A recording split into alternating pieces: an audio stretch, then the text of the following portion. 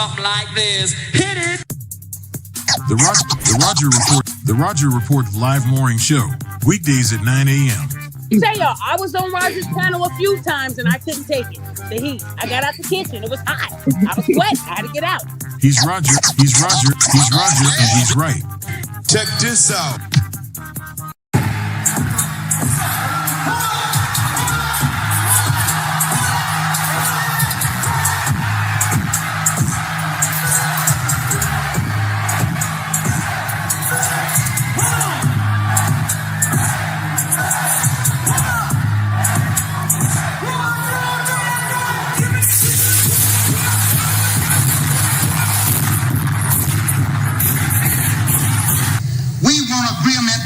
We can live or die.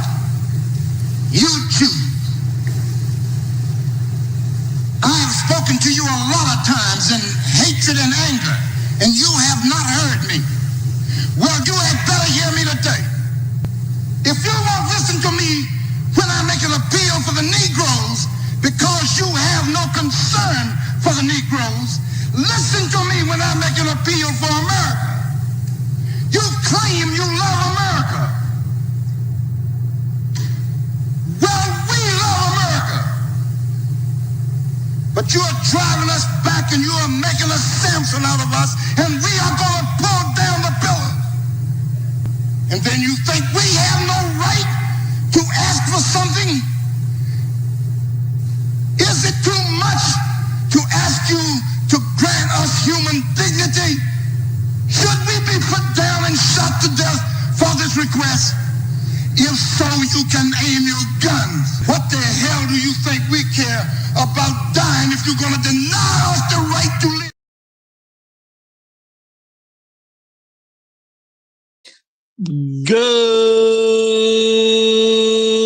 Good morning, folks, and welcome to another edition of the Roger Report Live, the best show on social media. If you are new to the channel, go ahead, take a moment out to hit that like button, because this is where you're going to find the best content on social media.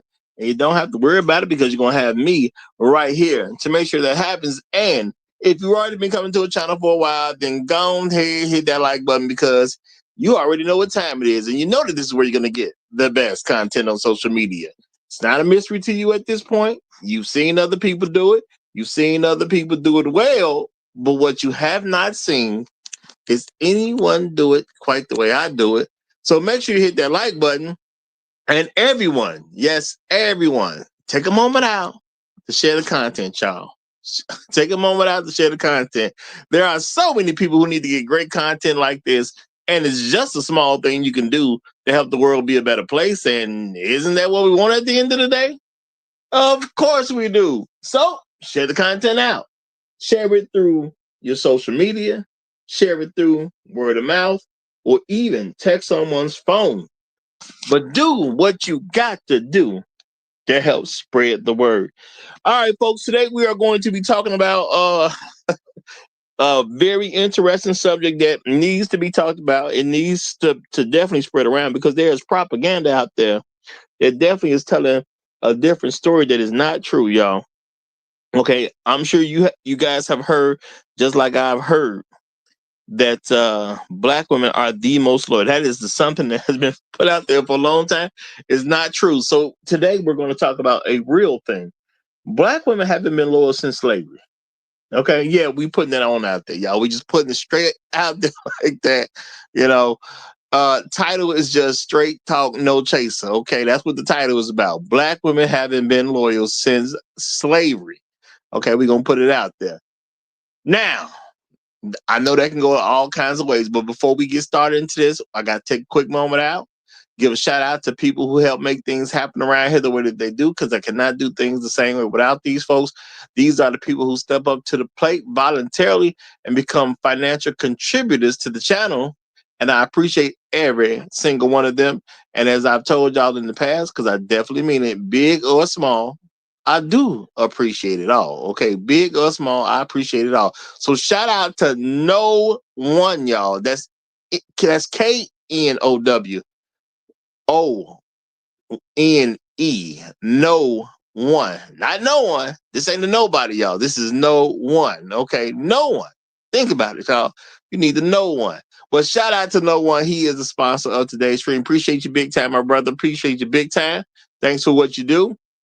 And let me give a few shout outs to some of the first people to check in this morning. It's always great when you start a show that you see people start checking in as you're about to get started. So y'all know how it goes over here at the Roger Report Live. There can only be one, y'all. Now, you need to be that one at some particular point in time. At some particular point in time, you need to be that one.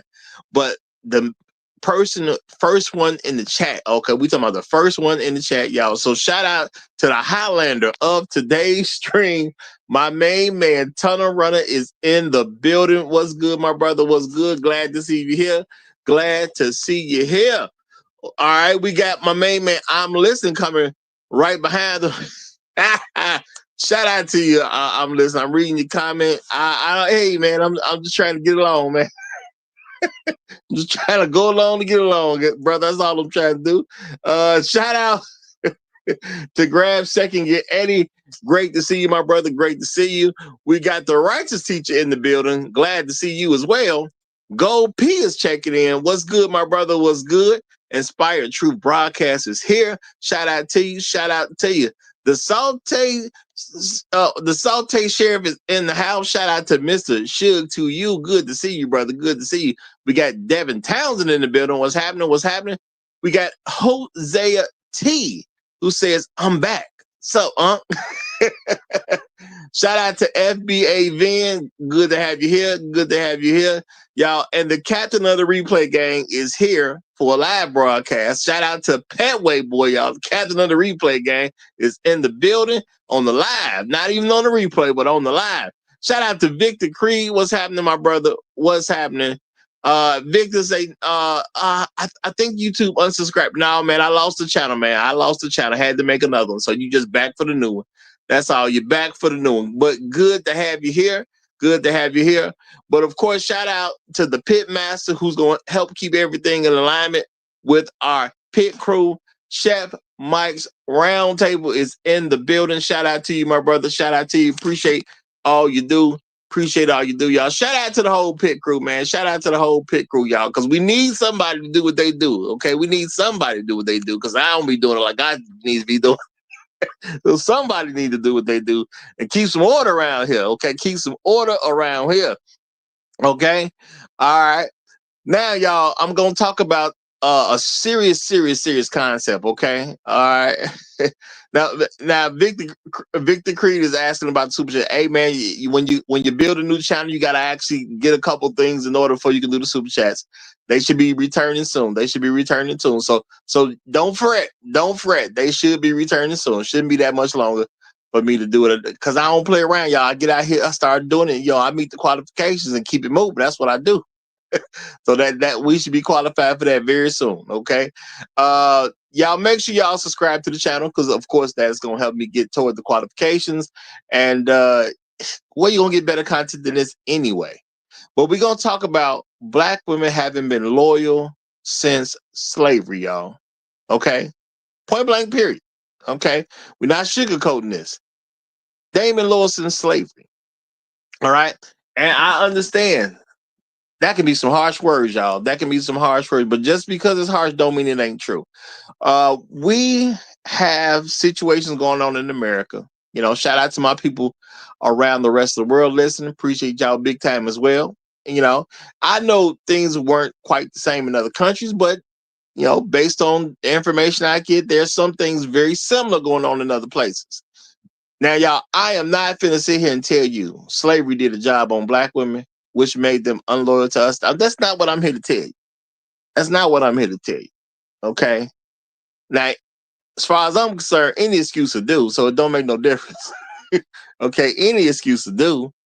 That's what excuses are for, to plug in holes where, you want them plugged in. It doesn't make a difference what the excuse is. But the thing is, Black women have promoted, amongst other people, that they have been the most loyal group of women in this country to the corresponding group of men, which has not been true. Okay. at least since slavery. Now, you know what I'm going to do?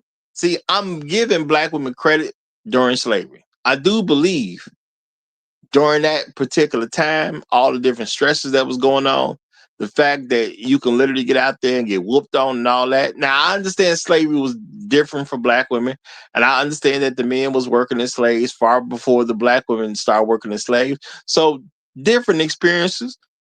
But I can believe that because of certain shocking situations to the individual. See, y'all got to think about the individuals during that time frame. Because of the shock to the individuals who actually had to live through those experiences. Now, as a woman, you're going to be looking for some kind of help. So, of course, you see a brother, you're going to look for that brother to help you. Okay? Okay, you're going to look for that brother to help you. It just is what it is. I can make sense of that. I can make sense of that. She's going to gravitate to somebody who looks like her because the people who don't look like her is making her do all kinds of stuff that she ain't trying to do. So it's kind of natural. All right, it's kind of natural. But the thing about slavery is it did expose those people to white people at a high level.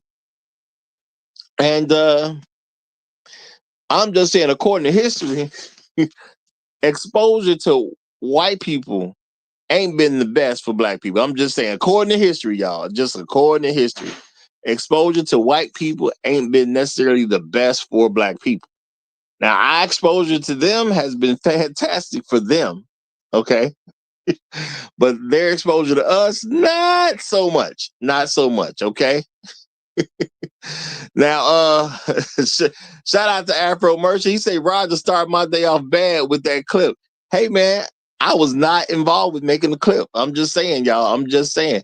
And if you don't know, y'all, a lot of times over here at the Roger Report, I will throw a link in the description. I know I've been throwing them in lately, but I will throw a link in the description. So you probably want to always check, because it won't be one every time, but there are links lots of the time. So you probably want to check just to make sure there is no link in the description, so you'll know what we're talking about at certain points of the show. All right.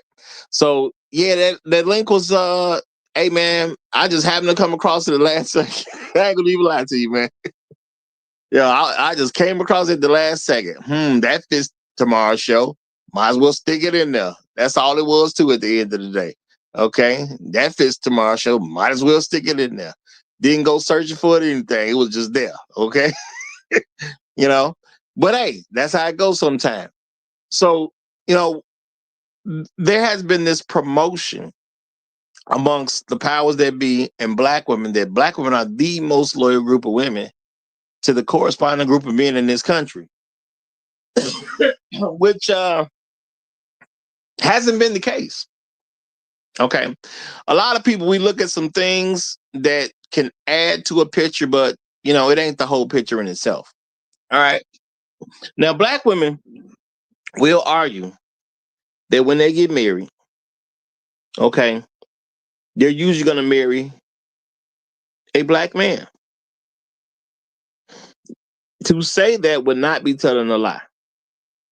When they get married, they usually do marry a black man. Now, why is that? It's actually because black men are very loyal to black women. And, there has been some issues in the past, issues in the past where other groups of men did not want to marry black women. It's been some issues. Now, a lot of people bring that up. Not gonna say it's not true. Is it very impactful to black women? Oh yeah, it has been very impactful to black women, because what do we know? We know that there was some level of loyalty going on throughout slavery. Now, I'm not saying you didn't have women who were, taking that overseer job a little too they was taking that overseer job a little too serious. I ain't saying that didn't happen. Okay. Black women were used to be overseers. They wanted to, they were used to make sure that master know everything the slaves wanted to do as far as anything that goes against master. So I'm not saying black women didn't have a track record of being anti-black. Okay. they have a track record of being anti-black men, because that's what slavery is mostly involved with. Okay. They got a track record of telling. Okay. Black men need to understand black women have a much different relationship with any governmental system than black men have. It's much different because for them, they have always been quote unquote made to feel, even though you can't make somebody actually feel anything. What happened is they decided to feel like they were part of the system. Yeah, stuff was put in place and they wanted to feel like they were part of the system. So guess what they did? They lovingly helped keep the system together. Means any black man who tries to do anything to disrupt the system, their job was to tell. Okay? They gonna tell on everything. Slave revolts were stopped because somebody told. All right? Just is what it is. There's been plenty of people who had a plan to run away, but somebody told. All right? Those things were happening. I'm going to still say, hey, for the most part, maybe they was loyal during slavery. We even used to get married during slavery. So black men could actually find a wife even while he was quote unquote in bondage. So, I'm not going to say black women ain't always been treacherous. There's always going to be somebody treacherous in every group. Okay. Black women took a special kind of pride in being treacherous. And, that's just what goes along with the territory sometimes. Now, after slavery officially came to its end in 1865, even though you can actually still be a slave if you're convicted of a crime. Okay, but the quote unquote official end of slavery stopped in 1865. But then we had 99 years of segregation. 1865 to 1964, 99 years of straight up segregation. Were black women loyal at that particular point in time? See, I'm going to have to give them some credit. All right? Because loyalty did exist. Now, you can make an argument of, was it forced loyalty or was it volunteer loyalty? You can make arguments all day. I'm just going to give them 50-50 credit, y'all. I'm just going to give them 50-50 credit. I have to believe that there was some black women at those times after slavery that had to hate the white man just as much as any black man hated a white man at that particular time, or had to dislike the white man just as much as any black man disliked the white man at that particular time, not to mention his wife and his children. We just didn't like white people. And I think there had to be a time where at least there was a good portion of black women who just didn't like white people the way black men wouldn't like white people during that time. Because let's keep it real, black men ain't never been fooled. Black men have known they have been viewed as an enemy of white people from Jump Street, and there's been plenty of reminders that they are the enemy of white people. Okay? Not saying they had to do something, but white people always throw reminders out there that we don't mess with y'all like that. And black men have always been able to receive that message. All right? Now, let's be realistic about this, y'all. Let's be realistic. We finally got to 1964. Civil Rights Act was signed. People started making different motions. Black women continued to tell us a story about how they were loyal to black men. Okay. Now, what happened over time? All right. What happened over time? Even during these treacherous times, black men would get with black women. They would create families. Now, I'm not saying every family was perfect. I'm not saying every black woman was faithful. Okay. I'm not saying people wasn't having children by other men back then. The black women in those days were having children by other men.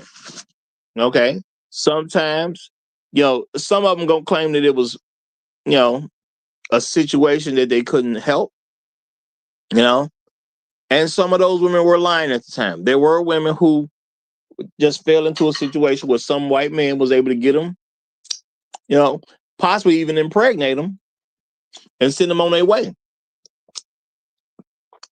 You know, it did happen.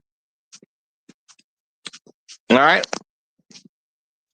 And then you had other women who would just go to the white man and have sex with him, have his baby, and just bring it back to the black man and say that, oh, he took it from me. That was happening back then too. Why? Because these are humans, y'all.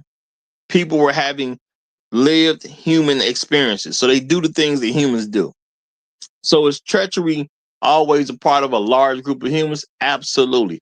Which means you're going to have some black women who were treacherous toward black men, even in those situations. You know? And unfortunately, I had to find out that there were black women, which I said before has always had a very different form of relationship with any governmental system.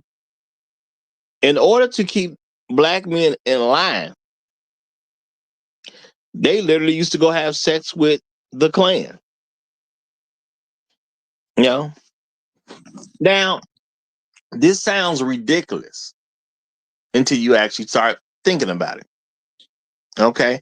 Why would a black woman go have sex with the Klan? Well, she want to keep her husband in check.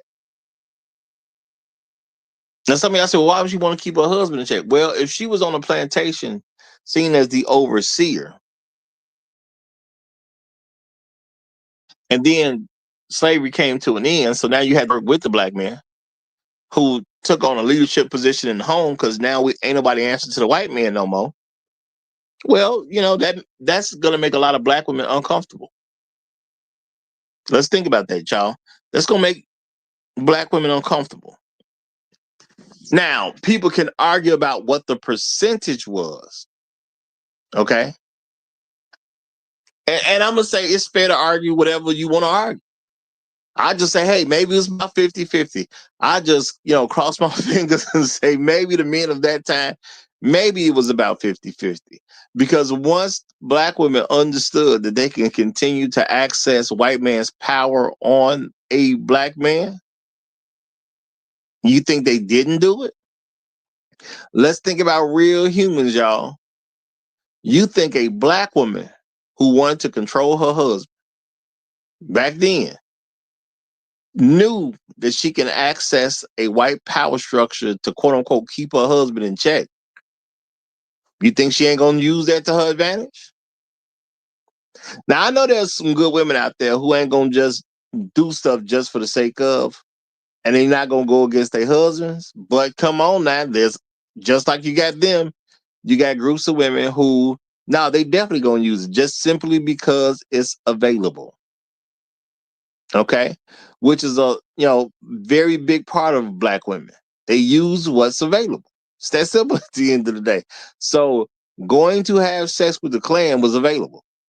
Now we got to think about this, y'all. Who in the Klan? Who was in the Klan?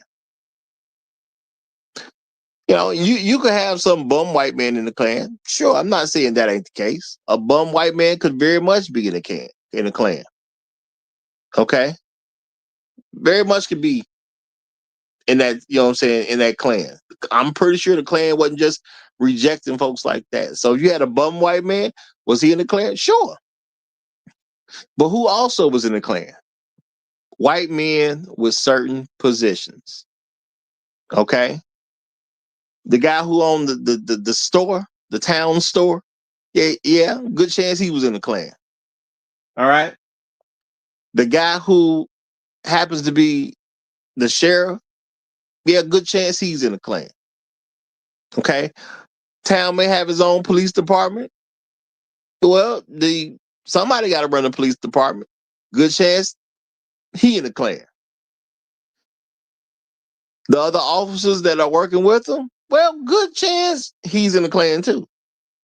Okay, there's plenty of Klan members all over the place in these societies. Now, I understood they put their hoods on at night to go terrorize black folks, but keep in mind, these people that was going to terrorize black folks were quote unquote normal citizens during the day. Okay, they were normal citizens during the day. Okay. Now, this is the thing. Slavery is over, Black women have a resentment toward black men. All right. So instead of, working hard together, and I'm saying some women really did during that time, y'all. Some women really did during that time. But you just had other women who would just be dead set against that, and they like the white man being in power. It's just is what it is. I know it's hard for black men to accept that there's a lot of black women who like the ideal of white men being in power. And I know you may hear some black women, be trying to rah-rah you about what y'all need to do, and y'all need to go kill that white man, and y'all need to have a race war, and y'all need to show him who's boss and all that type of stuff. And, don't worry about the fact that you only 6% of the country. Don't worry about that. Just go get them. Don't worry about tactical advantages. Don't worry about running out of food or anything like that. Hey, we'll be there to cheer you on. And they be lying. They be lying. Okay. But they'll tell us that because why not? Go put yourself at risk. Because one or two things gonna happen. Either the niggas win, because we're not gonna be men to them no matter what. Either the niggas win and the niggas gonna treat us a different kind of way, or you niggas gonna lose and we ain't gotta worry about you niggas no more. Now, it's hard for black men to accept that a large group of black women thought in those contexts and still think in those contexts today. That is hard for black men to accept. And I totally get it, y'all, because we got egos at the end of the day. Nobody wants to think that they can be thought of that lowly of a position, especially to a group of women who should be their proper corresponding group of women. So nobody wants to think like that. I totally get it. Okay, I totally get it. But the whole time, black women been saying they the most loyal.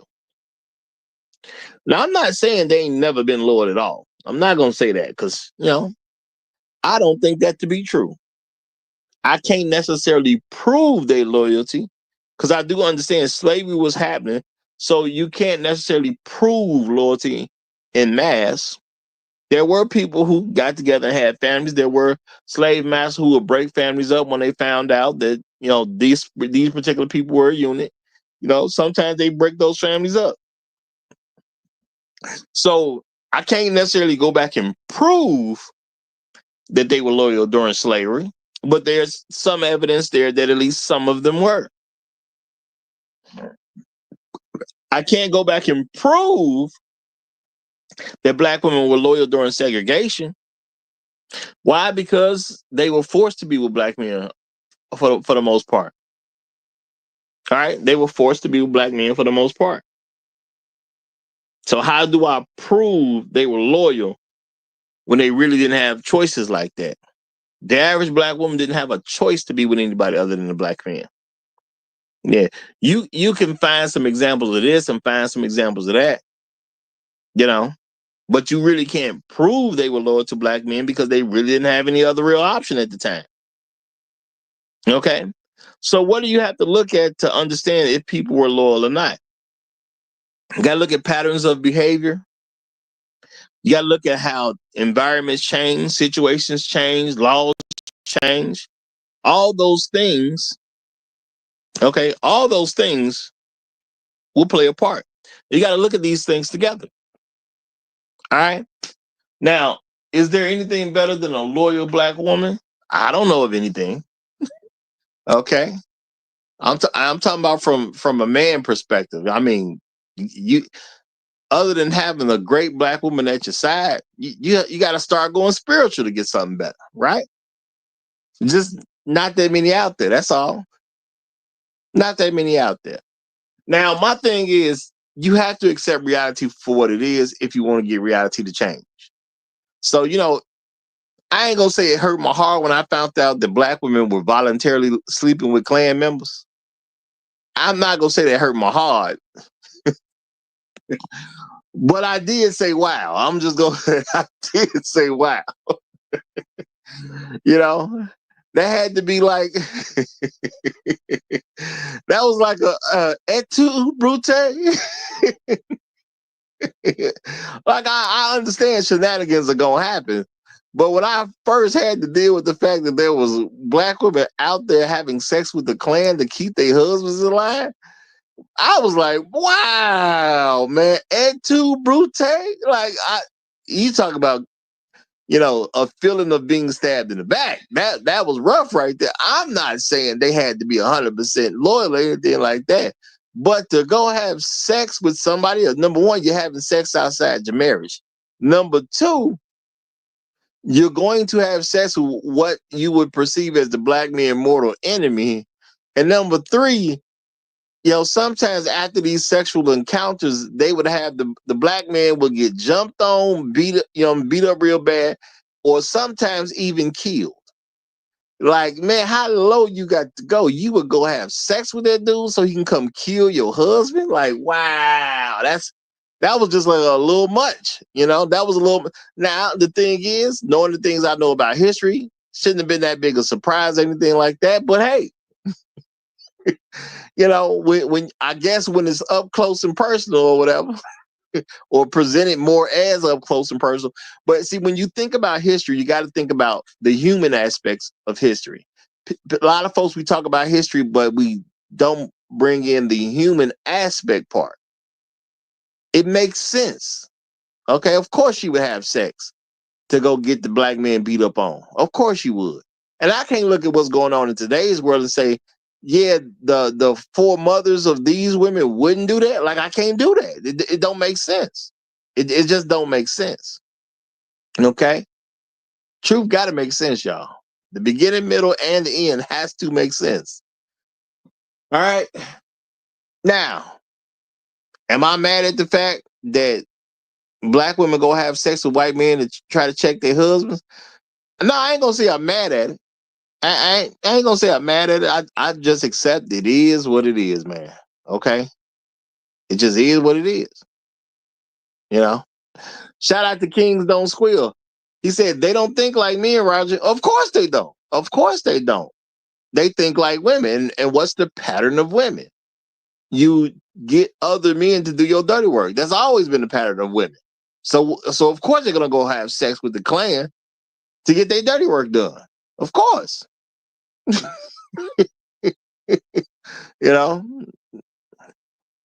it is what it is. So now we got this thing floating in the air where black women keep making this claim about they're loyal. Okay. They've always been loyal to black men. All right. Now, this country is kind of a younger country. Okay. It's kind of a younger country. A lot of countries are older than America. Okay. This America has been standing since 1776. This version of America. Okay. But let's keep it real. Okay. Columbus came over in 1492. So this one, there was a lot of processes to getting this America to be what it is. But that was pretty much the beginning. All right. That was pretty much the beginning. Now, in this America, again, y'all, slavery came to the quote unquote official end in 1865. There was a segregation period up until 1964 that wasn't in question. Okay. It was not in question on our people separated now. Okay. It just wasn't in question at all. Now, there are people who say, well, black women sold black men out to get on welfare. I'm not going to say there's not a lot of truth in that. Okay? There's a certain amount of truth in that. All right? But welfare was just one of those things. Okay? That's what it is. And while black men have such an issue, because when you say, well, they sold us out to get on welfare, you think about, very poor, lowly, destitute women. And what a lot of us have a hard time understanding is maybe it wasn't just welfare. We have an issue just accepting that black women like white men in charge. Now you think about it. Think about your own life, y'all. If you ever happen to work where you had black men working there and you had some white men working there, if there was a black manager and a white manager of any kind, of any kind, same level, different level, I don't care. Okay? The way you see black women respond to black managers versus white managers. And some of y'all may say, well, I never worked with one. Have y'all seen them in stores, period? You've been to a store and there's been white managers versus black managers. You tell me, how do black women seem to respond to management when management is white? Okay. Now, maybe they got some issues with white women. I ain't saying that ain't happening. But when you have a manager that is a white man versus a manager that is a black man of any level, do you see a difference? Okay. If you had a teacher or a professor and they're men, you have some that are black men, you have some that are white men. Just think about how you saw black women, even as girls, because it could be college, could be high school. So technically they should be girls in high school. Did you see how they responded to the black man versus the white man? Do you see any difference in your own memory? I ain't asking nobody to make up nothing. If you didn't see a difference, you didn't see a difference. But when you go back and think about it, did you see a difference? Okay. And I understand hindsight is 2020. Maybe you didn't see a difference at the time. But when you go back mentally in your mind, do you start to see a difference on how black women treat white men versus how they treat black men? Do you see a difference? Because it makes a difference. Okay. And it's funny how, folks will say, well, you guys are just saying stuff that you shouldn't say. I mean, if people are living experiences that they shouldn't live, ain't somebody got to say something that quote unquote shouldn't be said?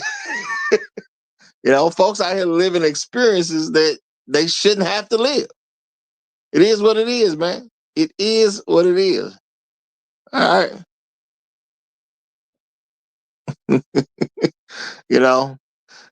Things happen. Okay, things happen. Now, black women, again, keep saying that they're loyal to black men. They say they are so loyal. They're just 100% loyal. They just fantastically loyal. Okay. Even when they marry out, they say they still loyal to us. How do you marry a white man, but you loyal to black men? Because the man is the leader, right? Now I've been hearing that since I was a boy. I'm pretty sure a lot of guys in the chat, I'm pretty sure y'all heard the same thing. They was put that on you. You wasn't even grown yet. Well, y'all supposed to be the leaders. You always hear that when they ain't listening. Okay. Now when you show up, start talking about, well, I'm finna lead, then it turned into a control issue. But when you was a little boy growing up, okay, when you turn into a young man, they was hitting you with y'all supposed to be the leaders. Y'all supposed to be the leaders. You can lead. They'll say that all day long, but the moment you try to lead anything, they're gonna say you control it. Okay? Who is you to tell me anything? You're not my daddy. You just told me for 4, you know what I'm saying? You just told me for 4 hours that we the leaders of the community. We went to we went to all this stuff, okay? We did all these experiences, and you've been telling me I'm the leader.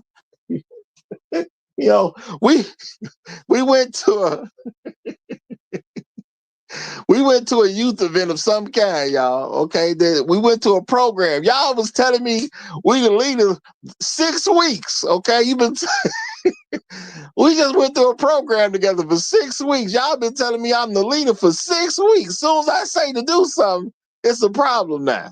Okay. You go to work, a whole work week for 40 hours. Y'all been telling me I'm the leader. This is what's wrong with the black community because you black men don't lead anything.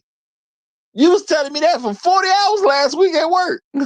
So now I come home and say, do something. Now now it's a problem. I'm the problem. Okay, I'm the problem. Because I heard you tell me time and time again that I'm the leader, but every time I tell you to do something, it's a problem. But it's my fault. Yeah, it don't make sense, y'all. But those are the worlds that black women love to live in. They want to live in a world where somehow in mass, two opposing ideas can be in the same place as the majority. Okay, it don't make no sense at the end of the day. It makes no sense. Okay, but that's the way they want to live. All right. Okay. You know, they want to live in a world where they can say most of us are girls and then say most of us are boys at the same time. Now, I don't know how you have two opposing things like that be happening at the same time, but that's the way they like it. Okay, that's the way they like it. You the leaders, you the leaders, you the leaders. You've been hearing that all day. Okay. But now, y'all, we grown now, y'all. We grown. They've been telling you the problem with the black community, you black men don't lead since you was a child. Now you're a grown man. They tell you, you ain't my daddy. Who is you? Who you think you are? You know what I'm saying? You don't run me. Okay. Okay. All right. So you told me I was a leader, but then when I grew up and actually got into a position, now you're telling me, you know, that if I'm trying to tell you what to do, there's something wrong with me. And then every time somebody points out something that's quote unquote wrong in the community, y'all want to say, well, you black men ain't do this, you black men ain't do that. All right. Okay. I don't know how to make sense of that. All right. They'll complain that you niggas is broke. But let you go get a job, they complain that you working for the white man. Wait a minute. Tuesday you said I was broke. I went and got me a job. Okay. Thursday you mad at me for working for the white man. But Tuesday you was talking about I'm broke. Okay. How do I make that jive at the same time? How do I make that jive, y'all? Okay. Now, we didn't necessarily see it going on at the time.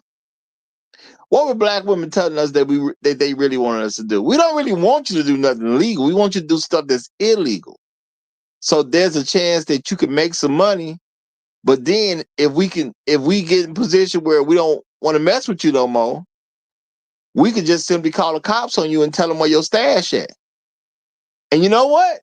They gonna come get you and take you to jail, and you're gonna think somebody in the crew told. That's what you gonna think. That's what you gonna think. Shout out to Ray. Ray throwing the other thing out there. Okay, first we broke, and it's a problem. So now you go get a job, and then what they hit you with, shout out to Ray, he say, oh, you work too much. Now, y'all, let's not even try to pretend that ain't real. She don't want you to not have a job, but then you go get a job. The job say, hey, we got some overtime. You start working overtime. What you do? You gone too much. Baby, you the one told me you was tired of taking care of everything. Ain't that what you said? Ain't that what you said?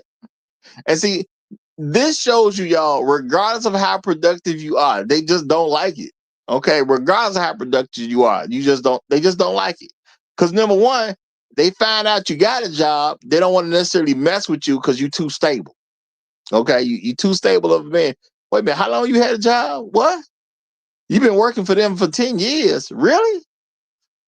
You know, now they may not tell you in the face, but well, I'm gonna see what I can get out this dude, but I don't know if I can deal with no guy who been employed for 10 years. You know, I don't feel comfortable with that. Okay. Now, some of them do go after Pookies who ain't got no job at all. But what happens when Pookie gets a job, y'all? Have y'all paid attention to the stories that women tell when Pookie get a job? Because they'll complain all day about Pookie didn't do this, Pookie didn't do that. Pookie was living this kind of life that she supposedly didn't like. Have you ever listened to a woman where she was actually with a pookie, y'all? I'm talking about an actual pookie. A person who just refused to work, was not finna put in on a society standpoint. He just gonna chill at the crib, be the Madden King, as people say. You know what I'm saying? He gonna be the best 2K player on the next 38 blocks. A real pookie. But for something happens to this pookie where he decides, well, let me go get a job. Okay, let me go get a job. Every single time a chick was with an actual pookie who just refused to work, and that man went and got a job, it was a problem. I've never heard of one single case where Pookie got a job and it was cool. Okay. And then she tripping the whole way about how you working. Well, see, you ain't acting the same way. See, now she gonna use different words, but the truth is, before you got a job, okay, you would do this and you would do that. Now you don't do it no more. But baby, I work now. I work. Back then I was free. I wasn't doing nothing. I had plenty of energy to do all kinds of stuff. I was messing around. Now I actually got to get up and go to work. See, back in the day, I never used to have to ask you to watch a movie with me. And baby, you want to watch a movie at 1 a.m. Okay? I gotta be at work at 10 o'clock. See, you wasn't acting like that 6 months ago. 6 months ago, I wasn't working. I can start a movie at 1 a.m. and it's fine. Okay? I can start a movie at 1 a.m. and it's fine. It's cool. It didn't mean nothing. I ain't have to get up and go nowhere. You just making excuses. You don't like spending time with me no more. What is you talking about? God just be confused. And you know what? A lot of them, what they gonna do at that particular point? Yeah, well, a lot of them gonna cheat. I'm just gonna keep it real, y'all. A lot of them will cheat. A lot of men, we just don't pay attention to the signs that black women about to cheat. We don't pay attention to the signs. Okay. But you change some part of your life. She swear you wanted to change that part of your life. You actually do the change with her. And now she don't see you the same. She can't see you as the new and improved person. And that's what a lot of black men don't get about black women. There has been some black men who even gotten to the point of being, somewhat desperate. And they said, well, I'm going to change. I'm going to go back to college. I'm going to go to that trade school. I'm going to start going to work. I'm going to go get an actual job. I'm going to put my resume together. And a lot of times, as soon as the guy do that, they start having problems in their relationship because she don't like those men. She don't like productive men. She been telling you that for the longest. You got up off your behind, became a productive man, and now all of a sudden y'all got all kinds of problems in y'all relationship. Y'all was cool long as you was broke. And long as you wasn't employed, y'all was cool. You go get a job, and somehow that's the problem. Somehow that's the problem. Okay. And then what does she do? She cheats.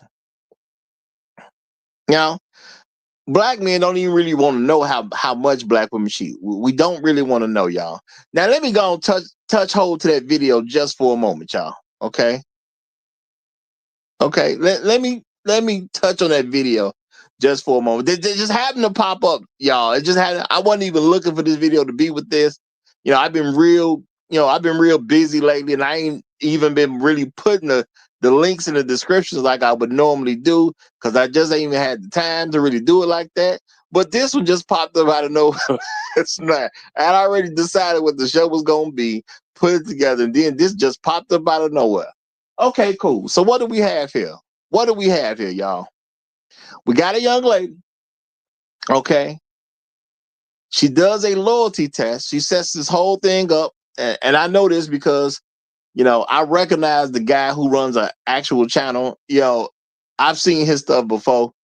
So I understand kind of what's going on in this situation. She done got in contact with this dude. This dude do loyalty tests for men and women to see if they gonna go. Okay. So they set up something. They bring in some girl. Okay, cool. He tests the dude.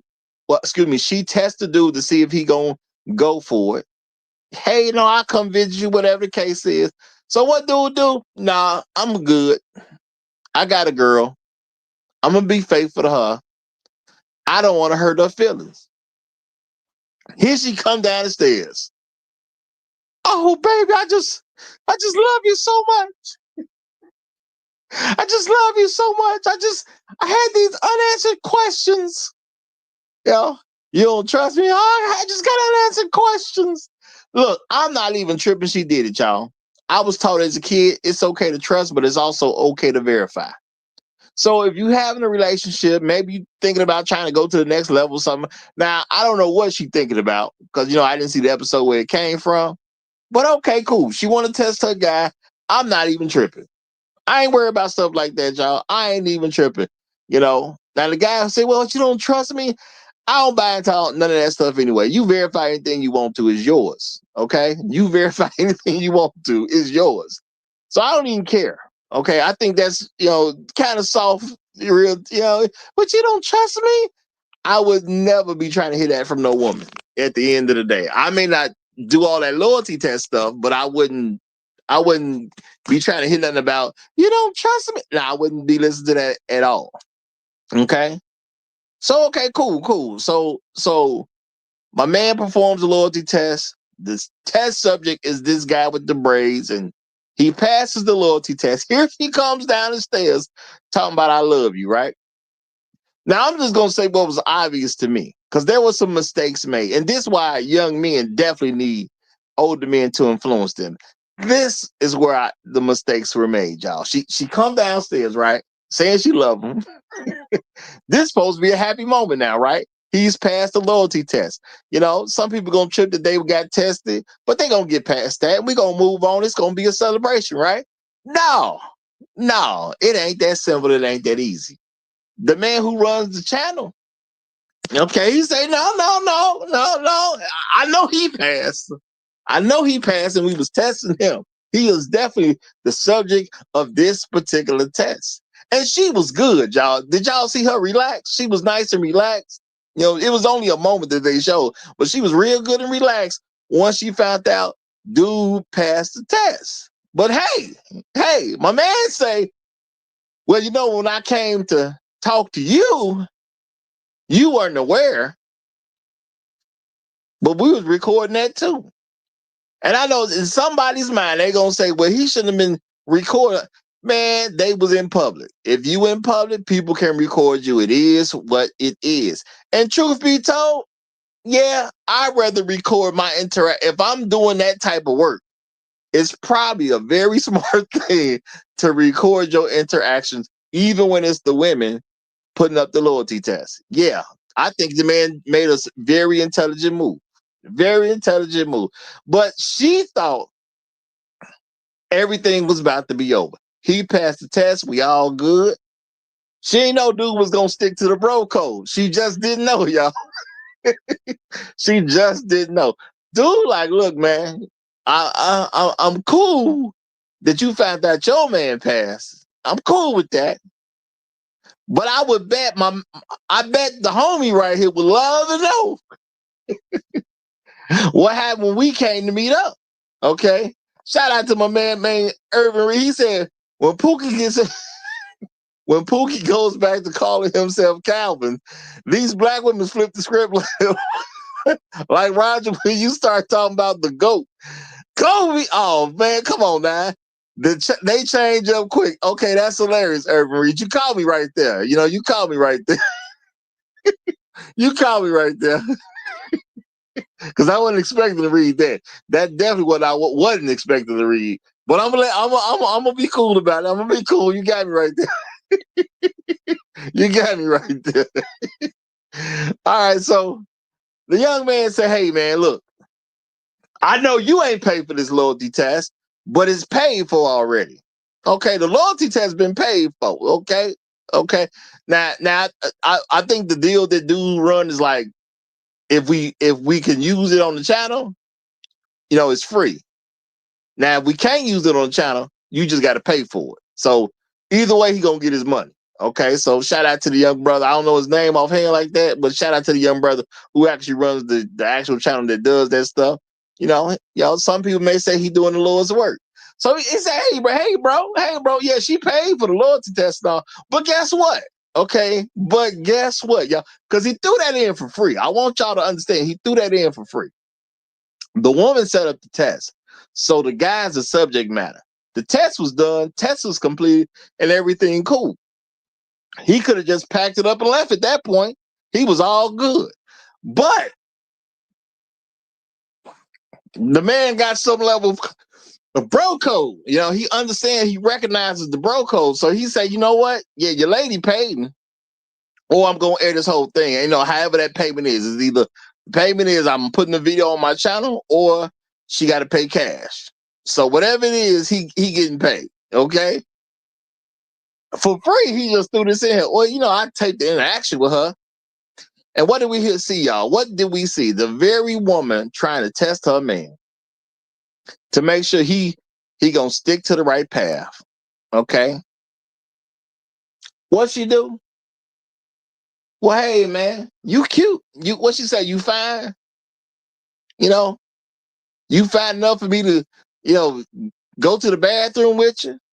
You know, a little sucky sucky.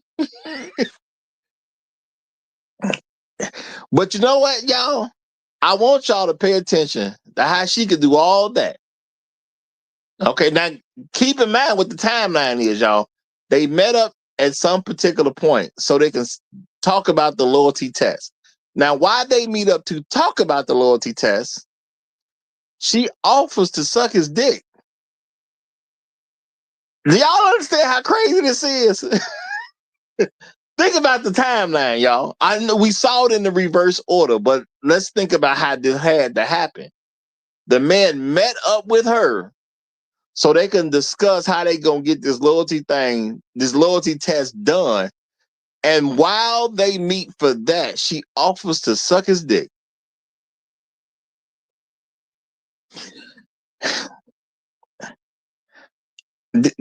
Okay, y'all got to understand where I'm coming from.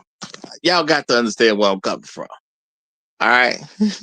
She offers to suck his dick while meeting up with him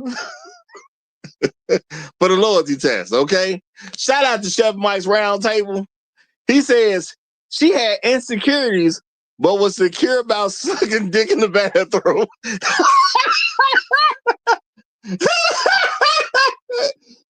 Hashtag BMB, hashtag baby mama baby issues. Yeah, heck no. I can't say it no better myself, y'all. Shout out to Chef Mike's Roundtable. She had insecurities, but was secure about sucking dick in the bathroom. Hashtag baby mama babies, y'all. Issues. Come on now. Come on. Ain't that... I'm just saying, y'all. Like, there are some things that just ain't supposed to go together. They ain't supposed to go together, right? Okay? I'm not saying I would do this, but if I literally went to you, okay, let's say I want to get rid of somebody, y'all. Let's say I want to get rid of somebody, okay? I ain't going to the cops to figure out how to do it. Hey, excuse me, random police officer. I want to kill this guy, right? You want to what? Look, no. I haven't committed any crime, man. I haven't committed any crime, okay? But there is a guy I want to kill. And I need to make it look like an accident, okay? No, you can't arrest me. I haven't done anything. You can't arrest me. I haven't done anything, okay? I just want to know, how do I kill this dude and make it look like an accident? I haven't done anything. I'm gonna let you understand this whole. I haven't done anything. Okay. But next week Tuesday, because I think that's gonna fit our schedule. Next week Tuesday, I think I can get this man killed and make it look like an accident. So no. I haven't committed any crime. I just want to know your opinion on if I wanted to kill him. Let's just hypothetically speaking. If I wanted to kill a man and make it like an accident, can you tell me how I should go about that? Okay? Can you tell me how I should go about that? I'm not saying I'm going to do it just because I want to kill somebody.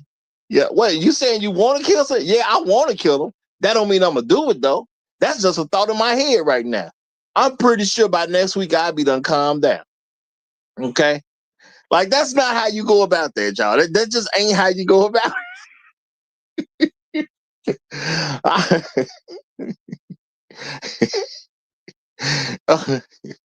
Now I'm gonna say this, y'all. I've seen dudes showing up. I don't know what happened. I ain't gonna say I know what happened. I didn't even see the whole episode. I don't know what happened. I'm going to assume that the dude who runs that channel did not let her suck his dick. I'm gonna assume that, right? You know what I'm saying? I've seen him in the past. I'm gonna assume that he was like, nah, he can get that somewhere else, okay? He can get that somewhere else. That he's like, nah, professionalism or something, okay? So I'm gonna assume that he didn't let her suck his dick, okay? And I understand it's gotta be hard for a man to be right there and a woman just offer to suck your dick and you just turn it down like that. That's gotta be hard for some brothers. I get it, okay? But I think that he didn't necessarily go for it, right? Now my thing is this. What are we supposed to say? Let's say, dude, what if the dude she was testing failed the loyalty test, y'all? What if he failed the loyalty test? Do y'all understand how she came down those stairs talking about I love you like that? Now, I'm gonna state what also was extra obvious, right? Y'all see they put some captions in the video, right? They put some captions in the video. You didn't turn on the captions on your phone, your TV, your video. They put captions in the video. Now, why did they put the captions in the video? So you wouldn't see her butt hanging out her dress. Okay, she got on the little mini skirt. You know what I'm saying? I ain't saying it don't look good. It definitely look good from my perspective, y'all. It look good. You know what I'm saying? She out here being a hoe, dressing like a hoe, all that stuff. You know what I'm saying? It look good. Now I'm gonna say, see, this is where men need a little guidance, y'all.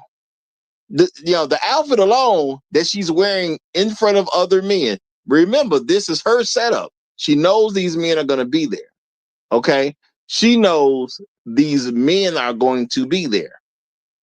Yeah, she know a woman gonna be there too, because she part of the test. But she know those men gonna be there. And the very man who she already asked, can I suck your dick? She put on a heck of an outfit, didn't she? That's all I'm saying. She know that specific man is going to be there, and she put on a heck of an outfit where they literally had to put the captions up. So you wouldn't see as much as her butt hanging out. I'm just saying, y'all. I'm just saying, okay? Now, shout out to Chef Mike's Roundtable. He said, now at the Roger Report Live, you got you got his dick sucked. Him and the cameraman. Hashtag DMX. Y'all, I'm gonna give him some credit for purposes of the show, if nothing else. I'm gonna give him some credit and say he didn't go about it. And I'm gonna say that's why she had that skirt on when she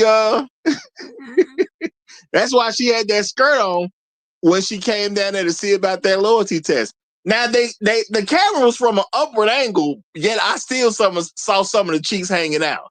I ain't saying it don't look good, but at the end of the day, how much of a hoe you gonna be? I'm just saying. So now if she dressed like that all the time, it's like, hey, young blood, if your woman out here in the street dressing like that, bro, she don't belong to you. She advertising like a mug out here. Okay. I understand a woman can be faithful, but how many times you gonna say no? Okay, I understand saying no a time or two. You gonna say no 80 million times? Like, it's a lot of no's you got to say if you're dressing like that on a regular basis. Now, I'm not saying she's dressing like that on a regular basis. What I'm saying is she put that outfit on because she knew them dudes were gonna be there. So, however this loyalty test went, she was looking for an excuse to get it on, and I do believe if her man failed the loyalty test, she was definitely going to try to have sex with the host immediately. I think that was the payback. That's just me guessing, y'all. That's just me guessing. But let me turn it over to H Rebels. Maybe he'll come in a more mature, civilized man than I am right now. He'll come as a better spokesman. But I'm just saying, like, to me, she was definitely trying to get it on that night with the guy who hosts the show. But H Rebels, you have the flow, my brother. How you doing? Hey, Roger. Shout out to you. Wow, this is an interesting topic. I'm just gonna start off by saying the game is cold. The game is cold.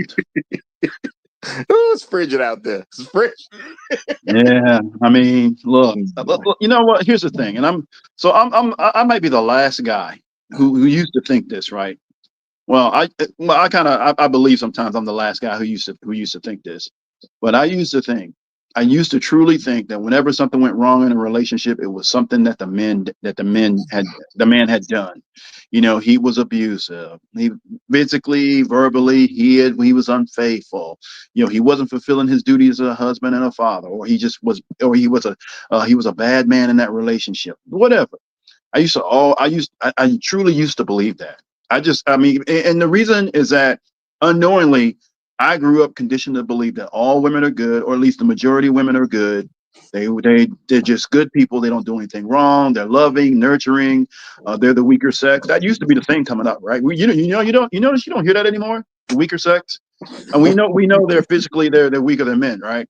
You know, they don't have the bone density or the strength, muscular strength, all of that stuff, endurance, respiratory endurance, this, that, and the third. But that was emphasized when I was coming up because the whole point was treat women well. They're delicate little flowers. Don't abuse them. Don't harm them. You know, protect them. Look out for them. Even if it ain't your woman, even if it's not your sister. You know, that was the thing coming up. Like you had to look out for everybody's sister, even if she wasn't yours.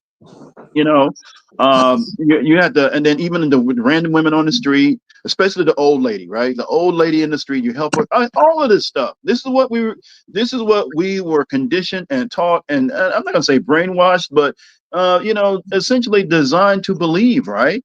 And we were inundated with this message our entire lives. And the thing is that look, ladies, I just you guys have done so much at this point. We can't even defend that mindset. We can't even say, well, women are these delicate flowers that need to be taken care of, and we got to protect our sisters. We got to protect that. If you're a husband and a father, you got to protect everybody's daughter. Like it's almost like, well, what did you do wrong? That's where we are in this right now. And the idea and the unfortunate reality that this woman tried to put a loyalty test on her dude, right? And then failed her own loyalty test and was ready to slurp this man off without even look. She was meeting this dude for a business transaction to determine loyalty for her man, while she's over there being disloyal herself. Now, I got to say shout out to my man, player to player, pimp to pimp, right? Shout out, look good looking out for my homie, man. Hey, look, you passed your test, but check this out. This is the kind of girl you're dealing with. She was ready to slurp me off in a heartbeat. I don't know this woman. We setting this whole thing up to check you, and here she is coming at me like this. So player to player, pimp to pimp, fist pound, thumbs up all the way, my man. I mean, good looking out for the brother, but still, this is what is it? Diabolical? Is that a good word? Is that a good word, Roger? Diabolical behavior. I think it fits right there. I think it fits. Diabolical from these women, and this is what we're dealing with today. This honestly, this is one of the reasons that look. So black men have never stopped. I know I said a lot, so I'm gonna give you a chance to respond here, Roger. Look, so black men have never stopped black women from doing anything. We've never come up with any laws, legislation, systems to oppress black women or any other race of woman in the United States, right? But honestly, this is one of the reasons that white men did all of that stuff, because they understood that left to their own devices, women cannot be trusted as a collective. They're going to get out of control. They don't know how to behave. And when you give them too many temptations and they're around too many men, they cannot handle it. That's why they kept them cooped up in the homes, taking care of kids, away from other men, and not being able to have like all of that stuff that women used to complain about as a result of the second wave feminist movement, even the first wave feminist movement. That's why they kept them locked up and cooped up and controlled them in every aspect of their lives. Because when you let them loose, you let them off the leash, this is what we get. So, and understand, I'm not even agreeing with white man here. I don't want to make this racial, but I'm just telling you, this is why they set those systems up. If you go back to the days of what do you call it? What does that do? Let's just say the medieval era. It was the reason kings, were very specific about. They had their harems, right? Because men were going to be men, but they had their wives, and the children born of royalty had to be from the specific wife that you were linked to, right? So they went through great lengths to protect that lineage and legacy. So that way, any kid born out of wedlock to the king didn't matter. That kid did not get recognized. But it was very important for the woman to remain chaste and actually keep that bloodline pure. So that way, royalty, that bloodline would not be cut, by somebody who was not of that lineage or that heritage. Like these are the reasons that men put all of this stuff in place. And when we let y'all off the leash, this is what we get. I'll go ahead and stop right there. Almost just say interesting. I do believe you're probably correct. I think those are part of the reason that men had certain rules in place when it came to women. Part of it was they were concerned with what that white woman was going to do. Now, my thing is humans are humans, and we all got to remember humans are humans. So what this young lady just did, who went to get the loyalty test set up, who offered to be disloyal while she's trying to make preparations for the loyalty test. Yeah, I mean, diabolical, definitely the word. You know what I'm saying? Because that's just a diabolical plan in itself. Let me see if dude going, even though I'm coming to him to set up this loyalty test. And I don't know. Maybe I don't want to pay him. But the option is, all you got to do is let him put it on the internet, and you ain't got to pay. If my memory is correct, that's literally what the deal is. You pay me, or I use your content of how I want to. So you didn't even have to offer. I could even understand if the woman ain't got no money, because women be devious like that, and they will offer to suck your dick because they don't want to pay. My thing is, there's already a provision in there where she don't have to pay. It already exists. So why are you offering to suck this man dick? Because he got a YouTube channel. Maybe he got a little bread. Maybe he's been doing this for a while. What? Why are you? What's the point? What's the point of this? No, it's just I'm just not a loyal woman. But of course, she wants people to believe she's loyal. Then she come down and says like she was the most loyal thing in the world. Look, baby, I just had to be sure you was loyal to me because I love you so much. She said that just as genuine. Now, y'all, she didn't do nothing wrong. You know what? You were talking about her clothes. I didn't even look. I was so shocked by the whole, her audacity in the last part of the video. I didn't even notice what she was wearing. Now I got to go back and look and see how she was trying to present herself in a room full of men that ain't her man. Well, I had to look at it because of what was being talked about in the video. You know what I'm saying? She came down with a skirt on, with her butt was hanging out. I ain't saying she can't do it. That's her business at the end of the day. But you knew those men was gonna be there. Yeah, exactly. And then again, shout out to my man. For hey, look, this your girl, homie. This your girl. Like I know you passed your test, but she failed hers while she trying to set you up. Like, that's a Denzel line, by the way. Player to player, pimp to pimp. That's a Denzel Washington line. I didn't come up with that. But I mean, more men need to be like that, by the way, because some dudes would have went ahead and took that deal right from the rip, and then went ahead and went with the loyalty test, and then and he kept messing with his girl behind his back, even though he proved his loyalty.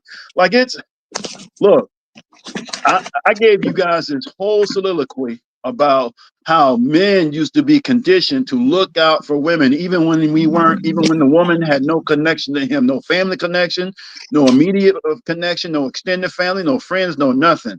That's how we was raised, right? I said we was raised like that. I'm saying that on purpose, right? Am I right, Roger? All right. Absolutely. Yeah.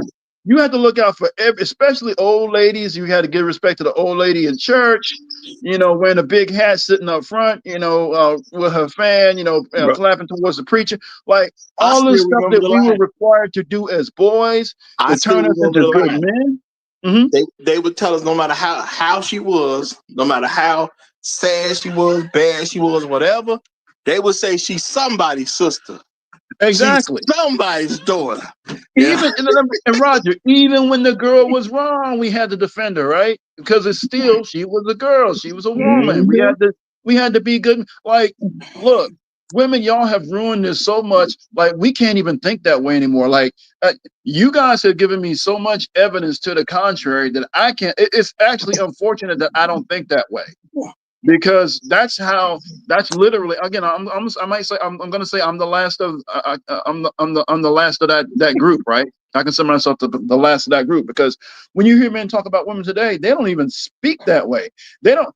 When's the last time you heard sugar and spice, everything nice, and boys are made of puppy dog tails and nasty stuff, or whatever the nursery rhyme was? When's the last time you heard that? Y'all see? Do you women have y'all seen? Do you see the damage you have wrought to your own reputation? And we didn't do this. This is not men's fault. This is you giving us the evidence, uh, contrary to what it is you want us to believe about you. We're not making this up. I would love to say that we're making this up. I would love this. I really want to defend it like this. Even Roger, it's so bad that I'm still fighting the conditioning to some extent. I still want to believe there's some good women out there and doing the right thing. But collectively, as a group, they have proven. I mean, even when it comes to marriage, when a man has committed you to marriage or committed to marriage with you, y'all not even taking that seriously. You divorce at a ridiculous rate. You can't even be loyal in relationship to get to the damn marriage in the first place. Like what is y'all's doing? What is we doing? And you saying some of that because you ain't seen that skirt she got on. But let me I say, didn't even see the skirt. I didn't even see the clothes. This again. I was so intrigued by the diabolical nature and behavior of this woman. I didn't even look at her clothes. I mean, I saw she was a cutie. I mean, yeah, I see that, but I nah, mean, she was on some somebody getting these draws tonight. Real talk. That's what she got on. Somebody getting these draws tonight. So when this dude messed up on his loyalty test, which that's what I assumed she thought was gonna happen. Oh, I'm giving it to dude. But let me yeah. say shout out real quick to my main man, Peasant the Legend, has come through with the Cash App, and I appreciate you, brother. Appreciate it. He said, I ain't forgotten, no. Hey man, appreciate you, brother. Appreciate you. He hits me with the $2 Cash App. And shout out to Tunnel Runner is in the building as well. He says Tunnel Runner, Highlander tax, and rich renting. Okay, I'm supposed to give Tunnel Runner a rich. Tunnel Runner, I got you today, man. I said the other day, I forgot. I got you today, brother, because I know you got to come in there. So I got you today. But he chimes in with the $5.57 Cash App. So also appreciate the extra trail Bentley tax of the 57 cent. Appreciate you big time, brother. Appreciate you big time. You got a wrench coming. You got a wrench coming, y'all. All right. Now, yeah, and my thing is you know, she's an attractive enough woman. There's nothing crazy going on with her or anything like that. Y'all think this woman, the same kind of woman, wasn't around during the time of slavery? You think the same kind of woman wasn't around during the time of segregation? You think the same kind of woman wasn't around after the Civil Rights Bill got signed in '64? Same stuff was happening, y'all, because they're humans, man, doing human things. Oh, damn, Roger. I'm sorry. I didn't even get to the damn topic. I'm so stuck on this woman being diabolical with her behavior. I completely missed the topic. My bad. I mean, it's still on topic because my thing is, I ain't saying they loyal now. They ain't been loyal since slavery. Now is included. And you know, we needed Chris. We needed Chris Breezy back in the 1600s. These hoes ain't loyal. Chris Breezy been right, but even before 100 years before he was even born. I know he didn't write that line, but he just sings the line. But still, these hoes ain't loyal. He might have wrote. He write a lot of his own stuff. I ain't gonna say. I don't know who wrote that song, so I can't say for sure. but I know he heard it and it's real. Okay, one of the realest songs he ever made. Yeah. So seriously speaking, Roger. Yeah, let's put some historical context on this. Okay, so there's a book called "The Daughters of the Trade," right? And it details how Europeans came into Africa and used the women in order to infiltrate Africa, and then actually, bear them, engage with relations with them, produce children, and use those children to actually further the transatlantic slave trade, right?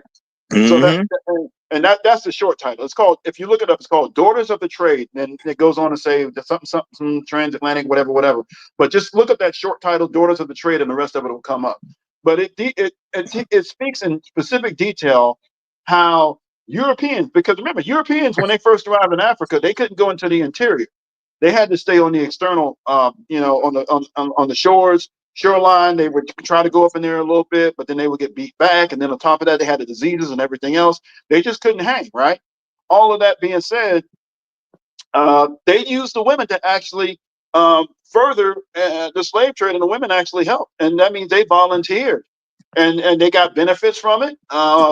They got some perks and all this other stuff. But the result of that was actually selling out their own race, right? Mm-hmm. And then Get rid look of at the these damage that niggas. it did. It got so bad that Africa was. So the reason colonization happens is that Africa was so severely weakened by the transatlantic slave trade that at that point Europeans didn't even have to go get the Africans anymore. They just went straight to Africa and colonized and just took over the whole continent. See the difference? Yeah. Before they knew the language like that. Yeah, come get these Yeah, niggas. and even We'll when they show you where tried to they at. stop it, they couldn't do it. So Yeah. again, this is a result of this type of diabolical behavior and betrayal against your own group in favor of another group, and how it harms you, and just destroys your culture, your way of life, your life, liberty, property, pursuit of happiness, all of that stuff. Like Mm-hmm. that goes back to that starts in the 14. Well, so I mean, we know it starts early, but let's just say, at that point we're in the 1500s, right? That's where it starts. That's where they get the idea to actually expand this thing and take it global. It's like, oh, it works over here. This is all we got to do. Yeah, just get to the women, right? Yeah, And that's real talk. At the end of the day, that's real talk. yeah, if you Yeah. get the women in the group to help you, and remember, and women, so women do this thing. They do it as a survival tech. I get it. It's a survival tactic. They I don't kind give them no credit. I don't give them no credit for it being a survival tactic. well, no, but check Conditions this are out. fine and they still doing it. So I can't give them for survival tactic because everything's hunky dory, but they doing it anyway. Well, so no, Roger. So even if it is a survival tactic, so what? You still go with the men the men who took care of you, the men who've been taking care of you, the men who raised you, the men who've been looking out for you. I don't care if some other group of men comes in there and tries to take over. You go with your men. You live and die with them. If they go, you go too. That's how it goes. Well, that's 100% how it should be. And my thing is, we got a young lady. I mean, we don't know I don't know when this video come from. I didn't even look at when whoever put the clip up because it ain't from. Obviously, I know what channel it was from. But the thing is, this could be something that happened last week, man. This this could be something that happened, 8 days ago. It's here. It's here right now. And the thing is, we got this thing steady being pumped that black women are the most loyal. And my thing is, what does loyalty look like? Because if you saying you loyal and you have a loyalty test and you congratulate your man for passing the test, and then they like, no, but even when you was trying to get the test set up, you wasn't being loyal. So I think a lot of them believe they loyal as long as they ain't caught. Yeah, well, loyal to what extent? What does that actually mean, though? Loyal how? What kind of loyal? If you ain't catch me, I'm loyal. That's what I'm saying. She's saying. Well, so one of the reasons you can make the argument against their loyalty is that you have to go to the data, right? And this is where you got to start bringing in statistics. What's the marriage rate? 26% of black women are married to somebody, anybody. I think it's 27. I know, but we give a point here. There, what's the? That Okay. ain't much of a difference. I think it's about 27. Okay, so whatever it is, it's going to be one. So you got 4 black women standing in front of you. Only one of them's going to be married, right?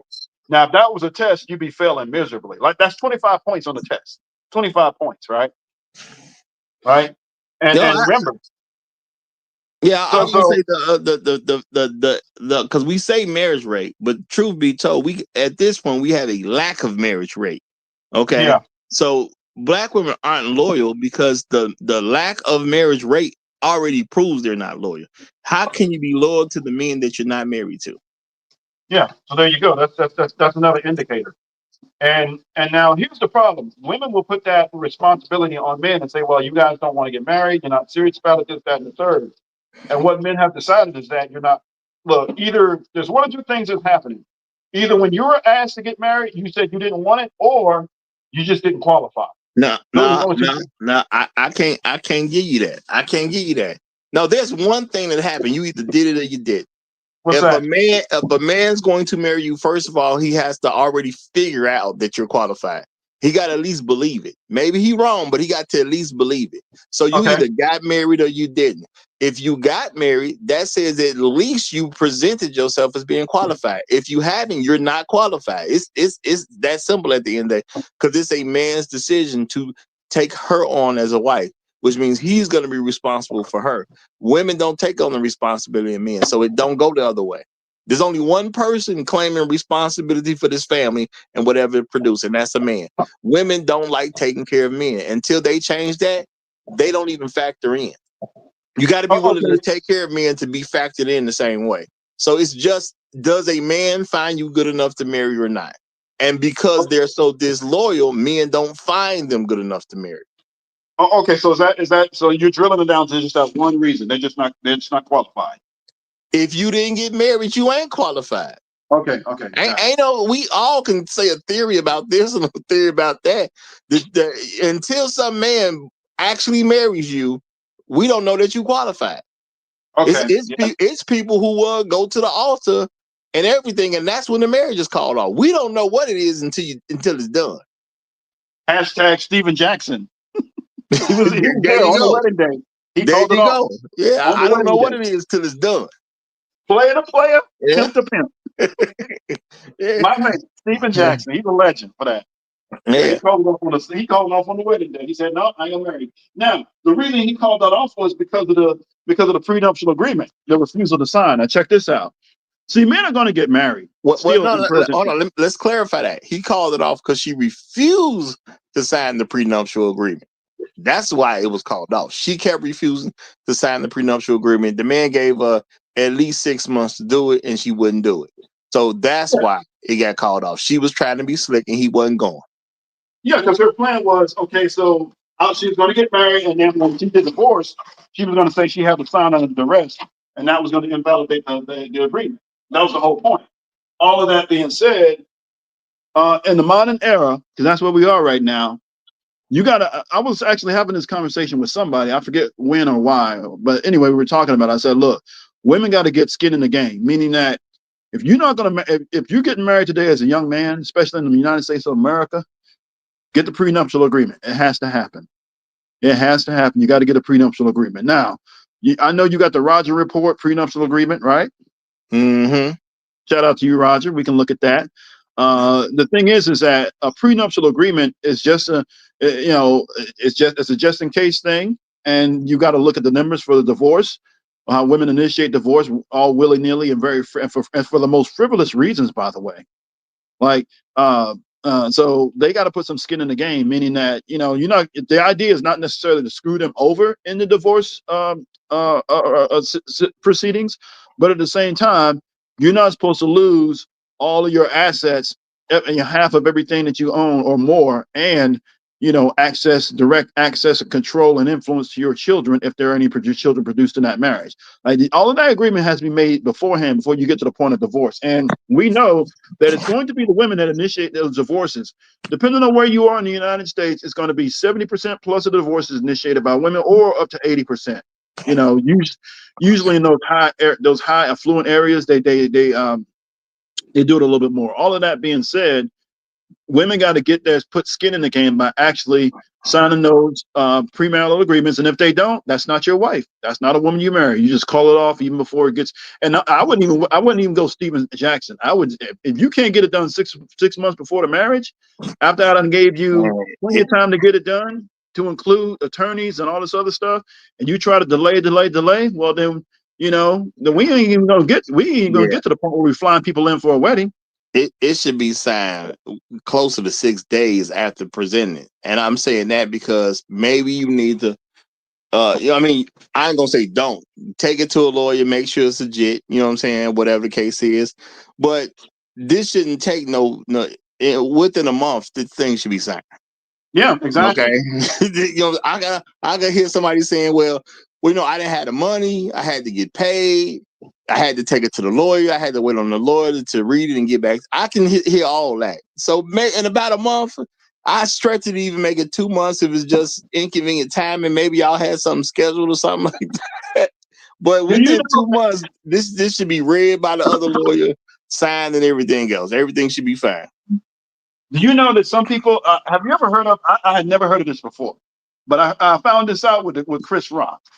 Chris Rock put in his marriage premarital agreement what is known as a sunset clause, meaning that that was a bad idea. Okay, so you familiar with you're familiar with that, right? They call it the sunset clause. Yeah, I heard about it.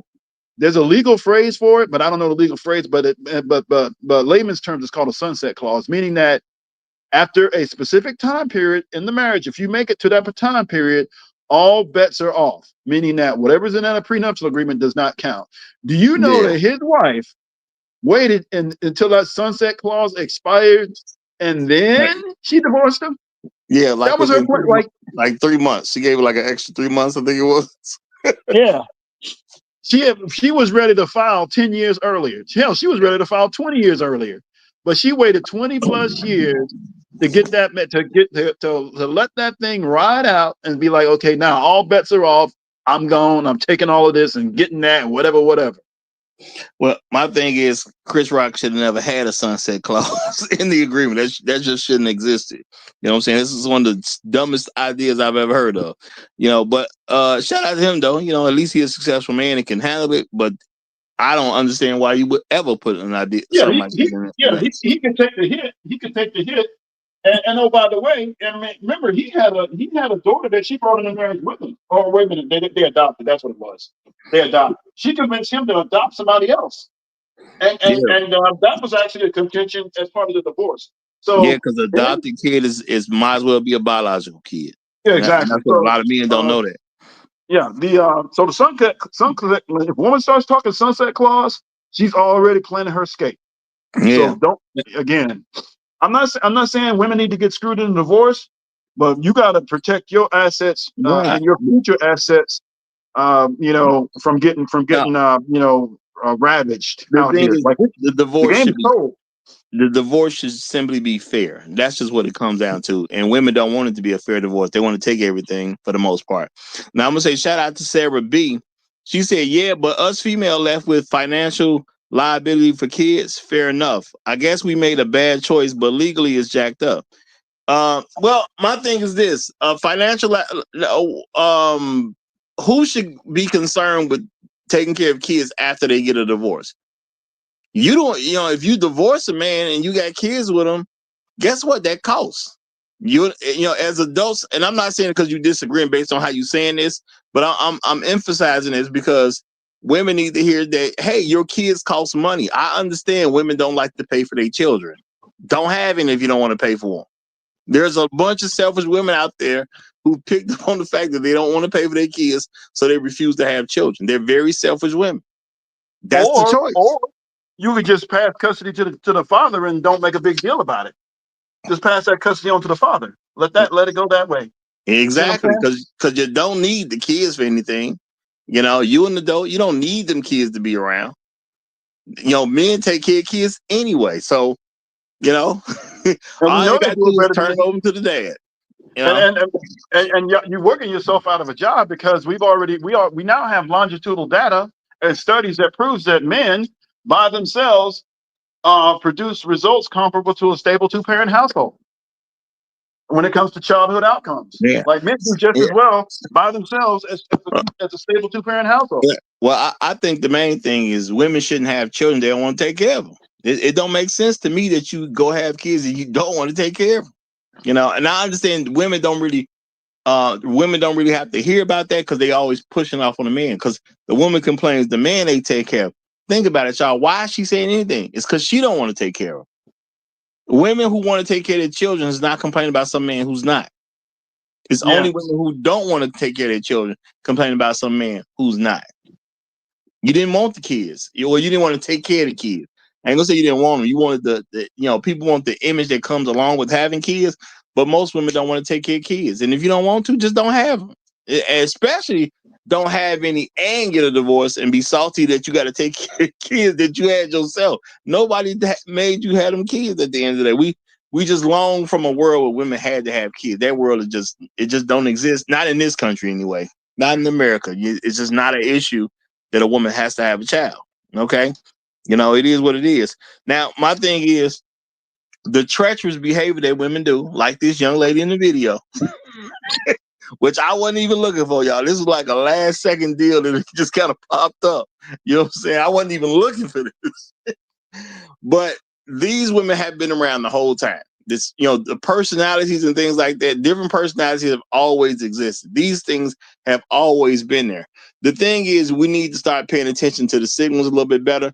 Now, I'm going to admit, I just don't know in this particular situation because the way she came down them stairs and she was dressed, I'm like, dude, you should already know she for the streets. But because of what dude showed, and she was offering to suck his pickle. I just say that she was offering to suck his pickle. See, now I'm kind of believing that she specifically put on that outfit because she knew he was coming back. Yeah, and her plan was, I'm gonna catch the guy I'm with. He's gonna be messing up. I'm gonna catch him, and then I'm gonna have sex with the guy who run the channel. I think that was her plan at the end of the day. Because the way the camera was angled should have made it that much harder to see up her skirt. And then they put the words right over there to make it that much harder to see up her skirt. Yet I still saw something. So at the end of the day, if your girl dressing like that, that's already, you supposed to already know what time it is. But I am going to assume she did that specifically because she knew those guys were going to be there. But regardless of that, the thing is, y'all, if your woman knows some other men are going to be in the house and she put that on, that's telling you something right there. That's a whole different scenario than y'all about to go to the club and she come to you and say, hey, can I put this on so I can look sexy because you're going to be right there with me the whole time. That's a whole different thing. Why she put that outfit on to come down them stairs? That was not for her boyfriend. You know what, Roger? You know what's interesting is that you shouldn't even have to tell your woman that. You know how these women do this thing where they go, hey, man can tell me how to dress and what I can wear and all this other stuff. And they try to frame it as controlling. No, he's looking out for you. Not only is he looking out for you, he's looking out for himself because you got dudes who basically don't respect your relationship, and that you putting your man in a situation that's potentially harmful to both of y'all. But that's what she wants. The thing is, she wants a situation where you're gonna have to fight over her, or one of y'all get killed. That turn women on. So men gotta act like they doing exactly what they mean to do. Why would she go out dressed to have a fight if she didn't want you fighting?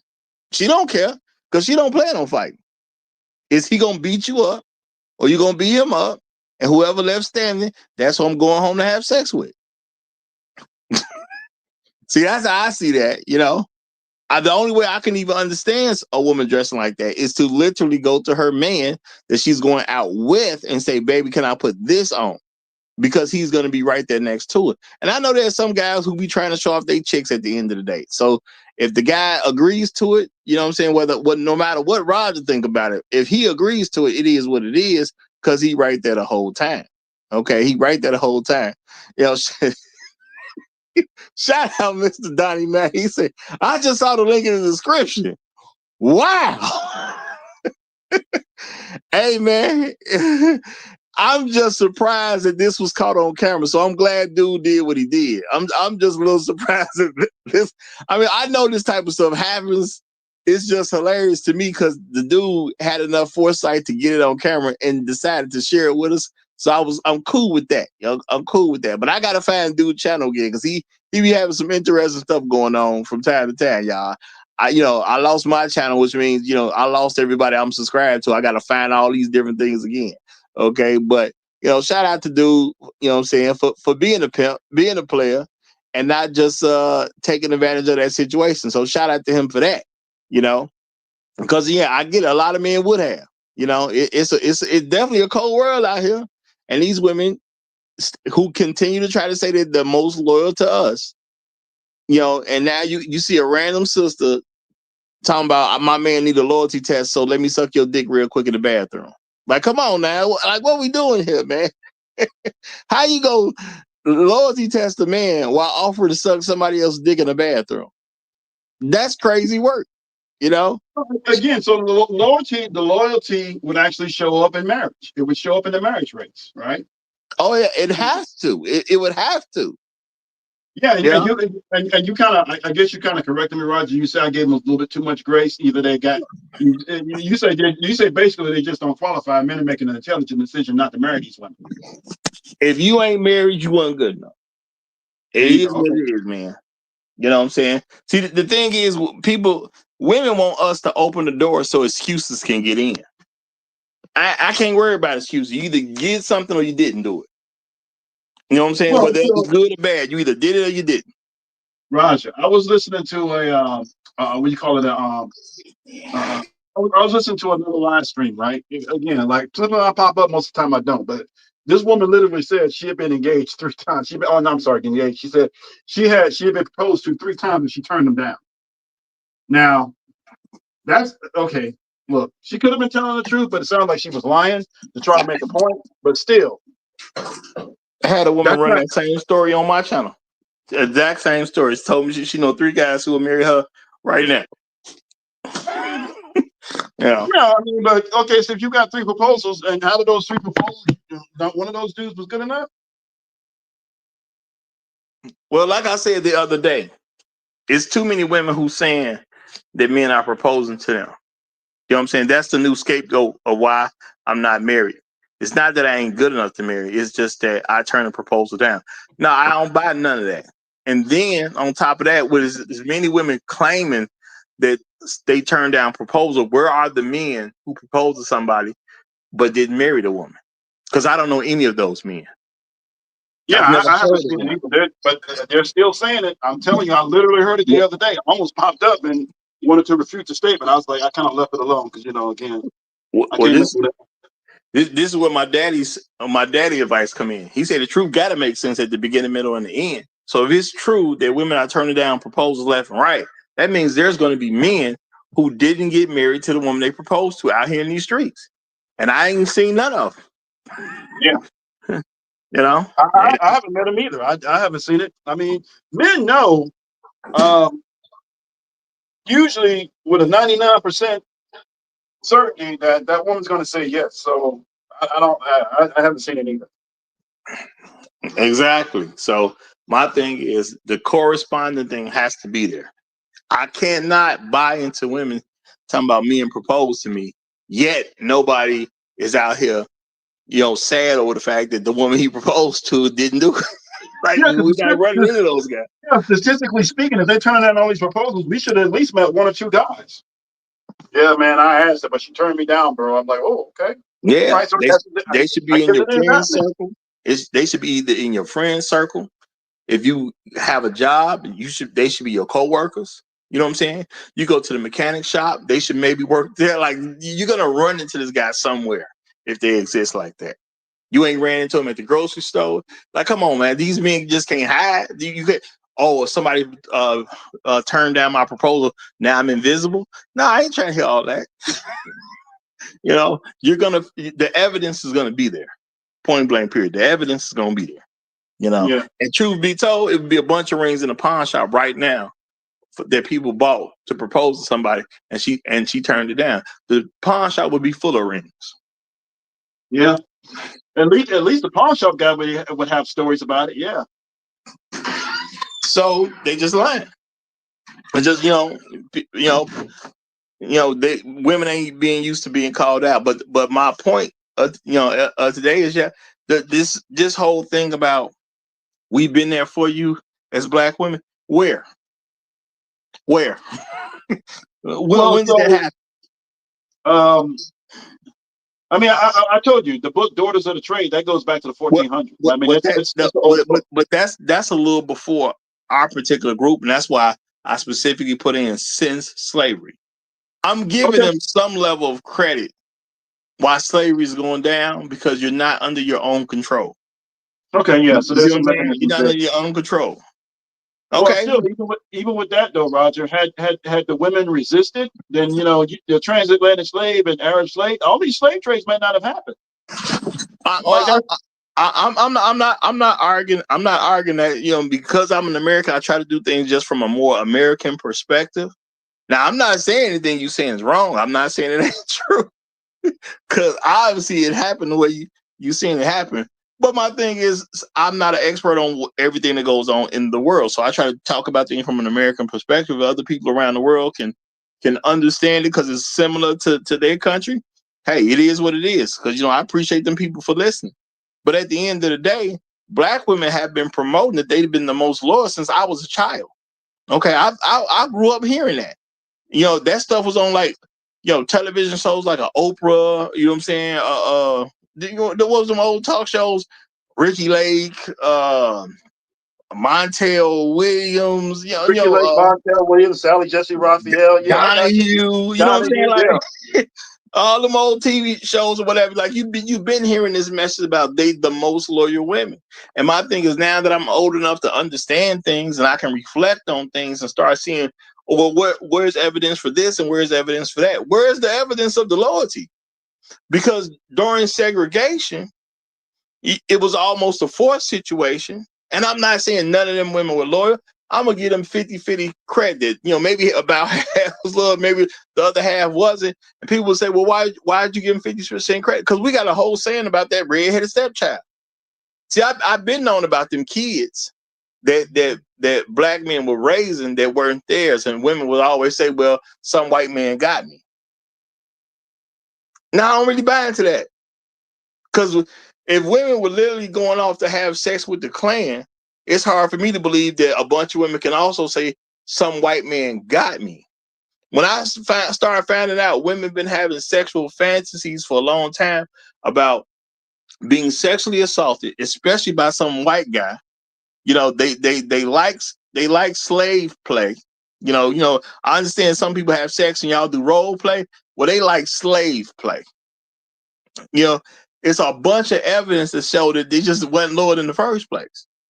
So I'm trying to give them some halfway credit to even say that, a good piece of them were loyal during segregation. Because, black men never fought for segregation. But did black women ever have a problem with integration? I ain't never heard about a black woman having an issue with integration. Black men never fought for integration. We fought for civil rights. We fought to be respected as individual groups of people. Black men never said we wanted to share stuff with y'all. Honestly, Roger, I can only think of like one black woman during that time frame that actually had an issue with integration. And by the way, it wasn't integration; it was forced desegregation. That's the proper term. It was forced desegregation. I mean, yeah, and that's a totally legitimate term. But my thing is, black men never asked for it. We never once asked for integration.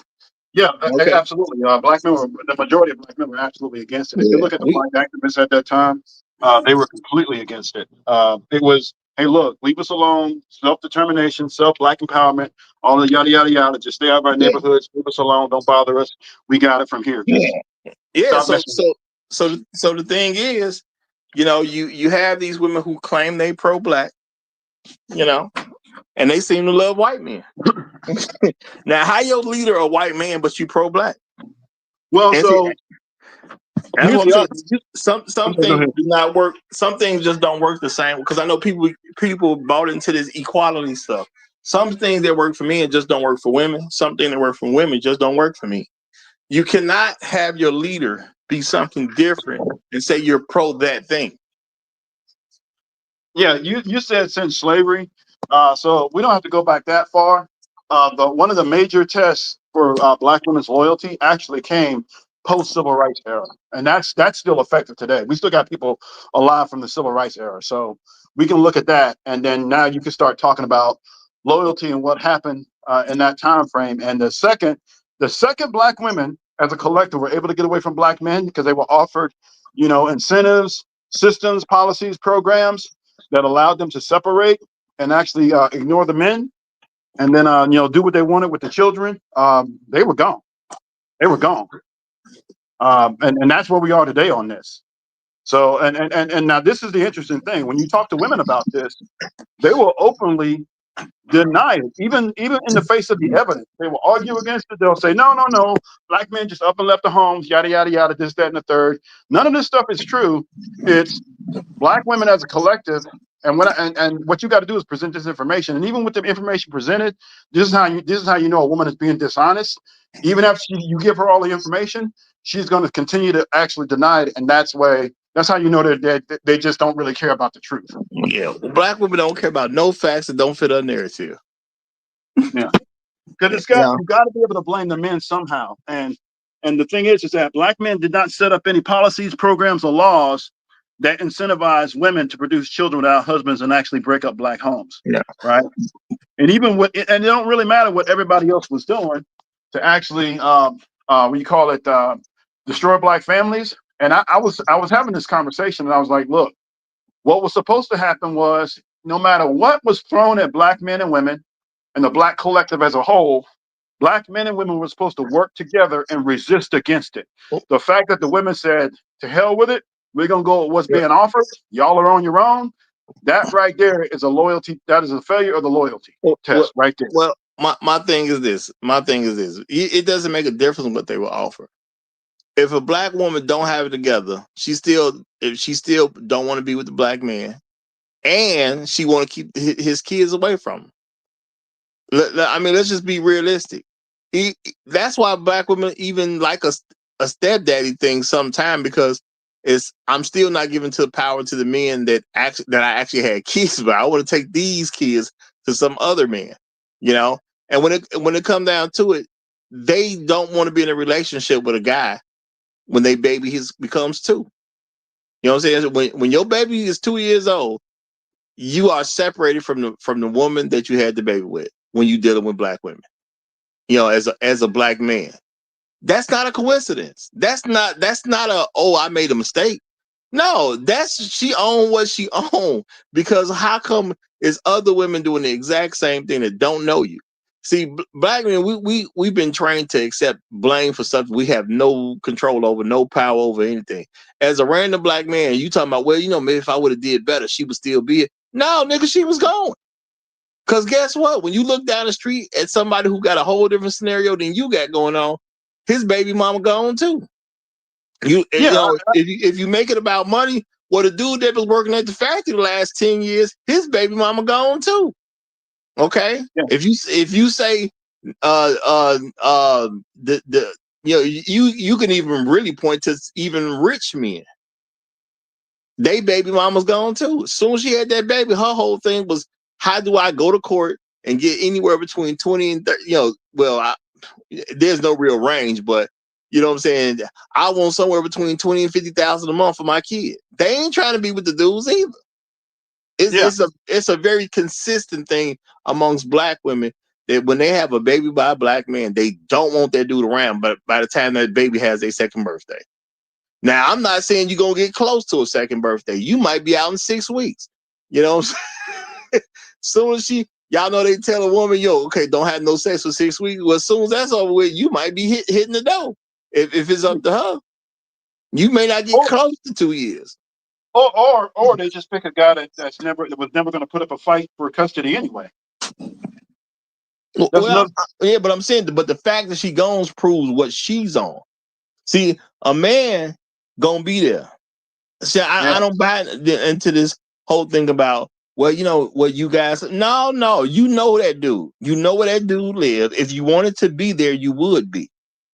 Point blank, period. What I've never seen was a brother kick out a woman and children, unless there's been rare cases where the woman got caught cheating and he put her out.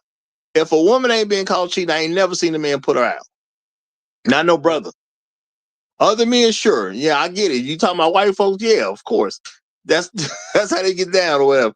But black men, we don't get rid of women like that. And the last thing you're not gonna go nowhere this year and see some black man throw out no black woman. You're not gonna do that, and especially not one with his child. So what happened to all these men? They're in the same place they was. Same place. So I don't buy into none of this stuff about the men left. How the man leave? You never live with him. How he leave? He at the same place he been at. And then some of the men have gone into the women's home. And they'll say the man left. You put him out. What are you talking about? You don't want to pull rank talking about the lease in my name, the mortgage in my name, and you gotta go. You do see that happening. You see brothers getting kicked out. Well, they've been able to run with that narrative because no one's really challenged it, right? There hasn't really been a real significant challenge to that narrative about, these guys are leaving. And then what you find out is that it was never a home in the first place. And because the guy's not there to actually challenge it, then, you just accept whatever their explanation is. Oh, well, he just took off. When that essentially it looked like when you really crunch it and do some deep dive on it, you find out that's what she wanted to begin with. Like she set it up that way. My thing is you don't even have to do a deep dive. If you want your children in the same home as their father, you would be where their father is. Point blank, period. I ain't got to figure nothing out. I ain't got to investigate nothing. I know people make choices. If you wanted to be in the home of the man you had your children by, you would simply be there because black men do not throw women out. Just is what it is. Black men have disrupted secondary relationships just to let some woman back in that he really don't like that much, but she had his kids. Black men have broken up with women. Look, baby, I don't want to break up with you, but she my kid's mama. What I'm gonna do? You know what I'm saying? I can't set up in no separate place, so she gotta move in. And I'm not saying that was smart. It was dumb, but black men done gave up other women over the fact that baby mama, quote unquote, need a place to stay. Because the other woman don't want to deal with it. Yeah. So black men have done a lot. It's hard to argue against what men have done in order to keep families together. So, and they do a lot of stuff to show that there's never been any real loyalty. All right, what about these men? They have these jobs, right? They want to take care of their child. The woman don't want them to take care of their child. What do the women do? They rather the guy be on child support, and then every time they can, they try to get the child support moved up. And that's why I told y'all, on any random day, just go to a courtroom and see who in there. The ideal is it's going to be a bunch of pookies in there, guys that don't want to work and don't want to take care of their kids. That's the idea they spread. But when you go there, what you're going to see is a bunch of guys who are trying to be involved in their kids' life, and the women are just putting them through extra mess. And that's all it is to it. Pookie don't go to court. You don't need to be there. What happens with Pookie? She's gonna give a line about, well, if he don't want to do it, I don't want to make him. That's what they say when you're a Pookie. And if you don't believe me, find a chick who got a kid by a Pookie and then a brother with a job. It's totally different how she treat those two situations. Yeah.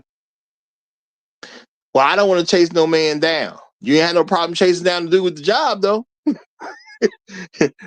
You not want to chase a man down didn't factor in at all when the dude had a job. See, women just go after what they think they can get. And that's all it comes down to at the end of the day. But she don't want to really upset Pookie because Pookie is her guaranteed way to be able to have random babies and get on the system when some of them want to do that. Because it's not like it's untrue that there aren't sisters who want to get on the system. Now, as crazy as that sound, that's a very real thing. It's sisters that want to get on the system. And then you got other women who have been working for a while, never been on the system, they be sitting there wishing they was on the system. I should have did the other way. I shouldn't even got no job. I got to take care of these kids. And my thing is, what is so bad about taking care of your own kids? I really don't, now, for those who don't know, yeah, I don't have children, but I just don't understand what is the big deal about taking care of your own kids? It just don't seem like it's that bad of a thing to me. That's one of the Y'all can main say what you points of want. having them, so you can take care of them. The whole point is develop them, influence them along the way, teach them life lessons so that way they grow up to be productive adults. Like, that's literally the whole point. If you're not interested in doing that, just don't make them. I see all types of adults having fun just watching their kids have fun. You could see it on their face, the joy in their heart they feel, and they just watching their child have fun. I don't even see what the big deal is about taking care of kids. I understand, yeah, you might the child might break their arm, and yeah, that's gonna be troubling for you and things like that. I know that kids can end up in dangerous situations. Yeah, you got to deal with some of that, but that's not full time what's going on. Most of the time, it's just fun, joy, teaching lessons, being proud of your child for something they did or accomplished. You know what I'm saying? Like, most of it is not terrible. Most of No, it no, it seems really like isn't. a good No, time, Well, I guess no, for no. people who like their children, most of it is a good time. Yeah, it actually is. It's usually pretty good. And then, they make you proud along the way, especially when they, hit those milestones when they graduate from middle school to the high school. And then when they graduate high school and on their way to college or trade school, or they go into the military, or they do something constructive with they make you proud along the way. But so that's as a result of your influence over them, though, right? Men generally provide the structure, order, discipline, motivation, and purpose, right? And the women, they add the nurturing part and then part of the culture and the the emotional aspect of it. And men do the emotion too, but women kind of a little bit better at that. So everybody has their roles. That's why a stable two-parent home produces better outcomes for the kids, and then society gets productive adults. That's the whole point. If you're not interested in doing that, or you're trying to do that by yourself, especially as a woman, you're going to have struggles in that area. So Well, yeah, and that's why I'm saying as black men, it needs to be a regular thing now. That you have to go in understanding that most black women do not want to have a family. They don't want no husband. I'm not telling y'all they don't want to get married. I say they don't want to have a family. It's a difference. You can get married to somebody and not want to be in a family, because most black women ain't trying to do nothing with their husband. So they really don't want a family. But they do want what comes with being a wife, because they want the prestige of it. They want the look of it. They want the feel of it. Some of them want children so they can get on the system. Some of them want children for a narrative, because women want to be able to say, I'm strong, independent, I don't need no man. And they want to throw dirt on black men's names, so they'll have a kid just for that, because they ain't got nothing better to do with themselves. That's just a real thing. Black men just don't pay attention to it the way we need to. They ain't got nothing good for us in a lot of cases, but we act like there's something good because it makes us feel better. And I'm saying, instead of trying to pursue this better feeling, let's just pay attention to what's actually happening. Because why are black women separated from their fathers? The fathers of the children by the age of 2. Why is that going on all across the country? The girls doing it don't know each other. Or the women, I should say, doing it don't know each other. So how they come to the same conclusion? And they don't know each other. I told y'all I'm buying a coincidence like that. So some black girl in Atlanta, she done got rid of the dude that she with before her child is 2. And then the black woman in Chicago did the same thing. They ain't never met. So why is it so consistent now? It was never their desire in the first place. It's just up to us as men to sit there and recognize the fact that it was not their desire. Okay? Don't be a sucker and say, well, women don't want to get married. And because I'm telling you, a lot of y'all say that for your own ego. They do want to get married. They want to get married to somebody white. and white meaning anything other than the black man. You know, some of y'all egos can't take it though. You know, and I'm saying get past that at the end of the day. It's not that they don't want to get married. They don't want to get married to you because they don't want no nigga husband. You know, that's not saying anything wrong with you. I'm just telling you how they look at things. They don't want a nigga husband. Okay? Because they feel like they're selling out white men. They're being traitorous to white men. You know, they're being disloyal to white men because my husband a nigga. You know, they don't think that's a good look. But Pookie the Trifling edition has just come up. So let me go ahead and let him have a mic. You got it, my brother. Salute you, Roger. Shout out to the panel. Shout out to all my Pookies and my Peanuts and Ray Rays. And just so you know, the Trifling edition is like the PhD version, right? So you got niggas with PhDs. Trifling edition is our version of PhDs. So I'm kind of like the grandmaster of Pookieism. So I think this is a very interesting topic. I think this is a very sobering topic. And it's also it's also a depressing topic. Because as a black man, what do you do? Do you A, play in the snow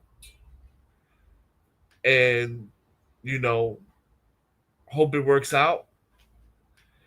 Or she just takes your money like Shannon Sharp, right? And Tiger Woods? Or B, do you gamble with your freedom?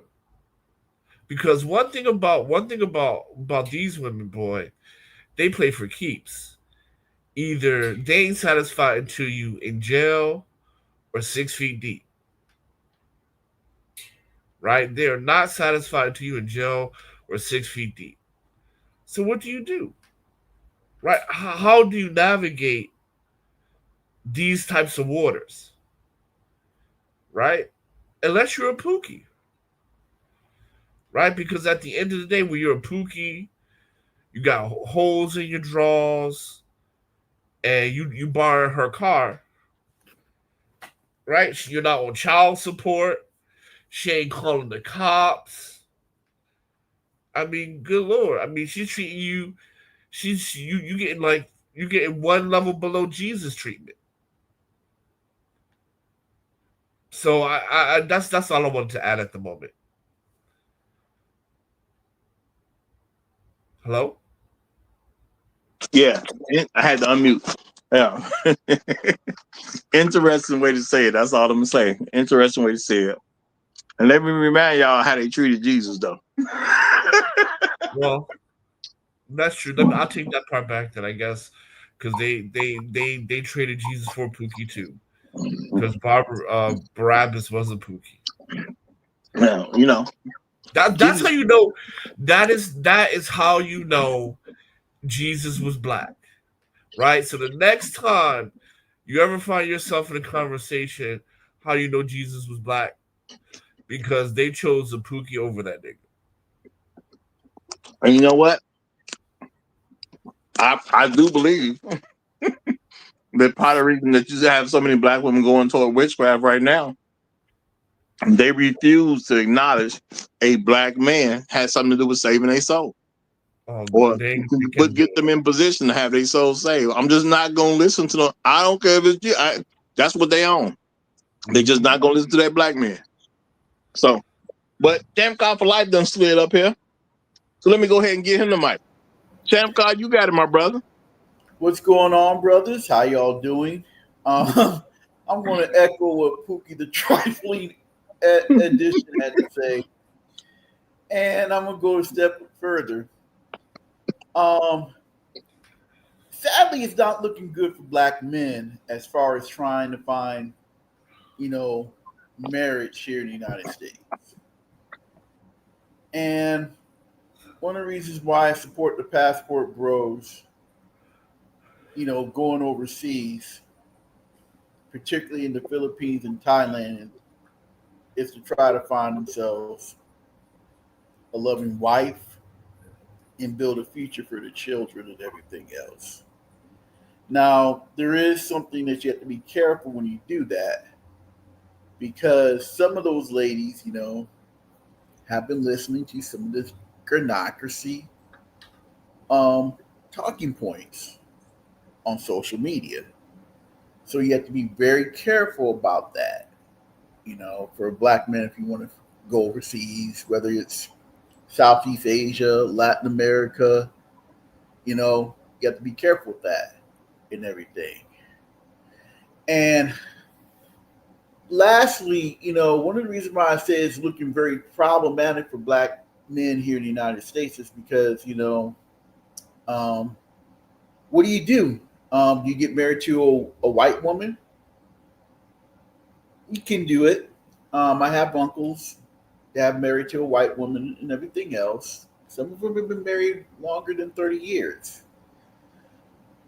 You have to be very careful not to get in a situation that Shannon Sharp has done.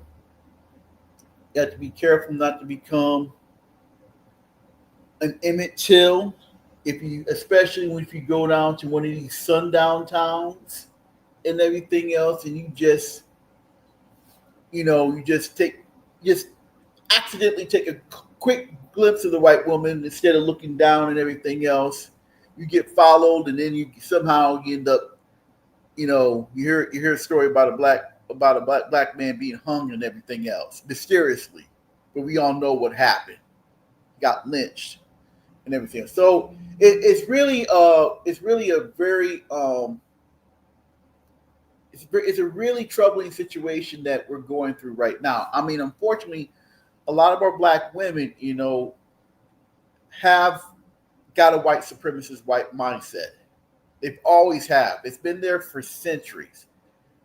Ever since colonization, they've been fascinating about this white man because of his looks, his unique, and what it would do if we produce a child and everything else, a mixed race child and everything. So look what happened to places like in Latin America, like in Argentina, for example, which at one point had over 2 million black people. Now you look at it right now, you only got 200,000 black people existing here in Argentina and everything else. And you hear some of these people from 4chan and white supremacists saying that that's how we're going to have to defeat,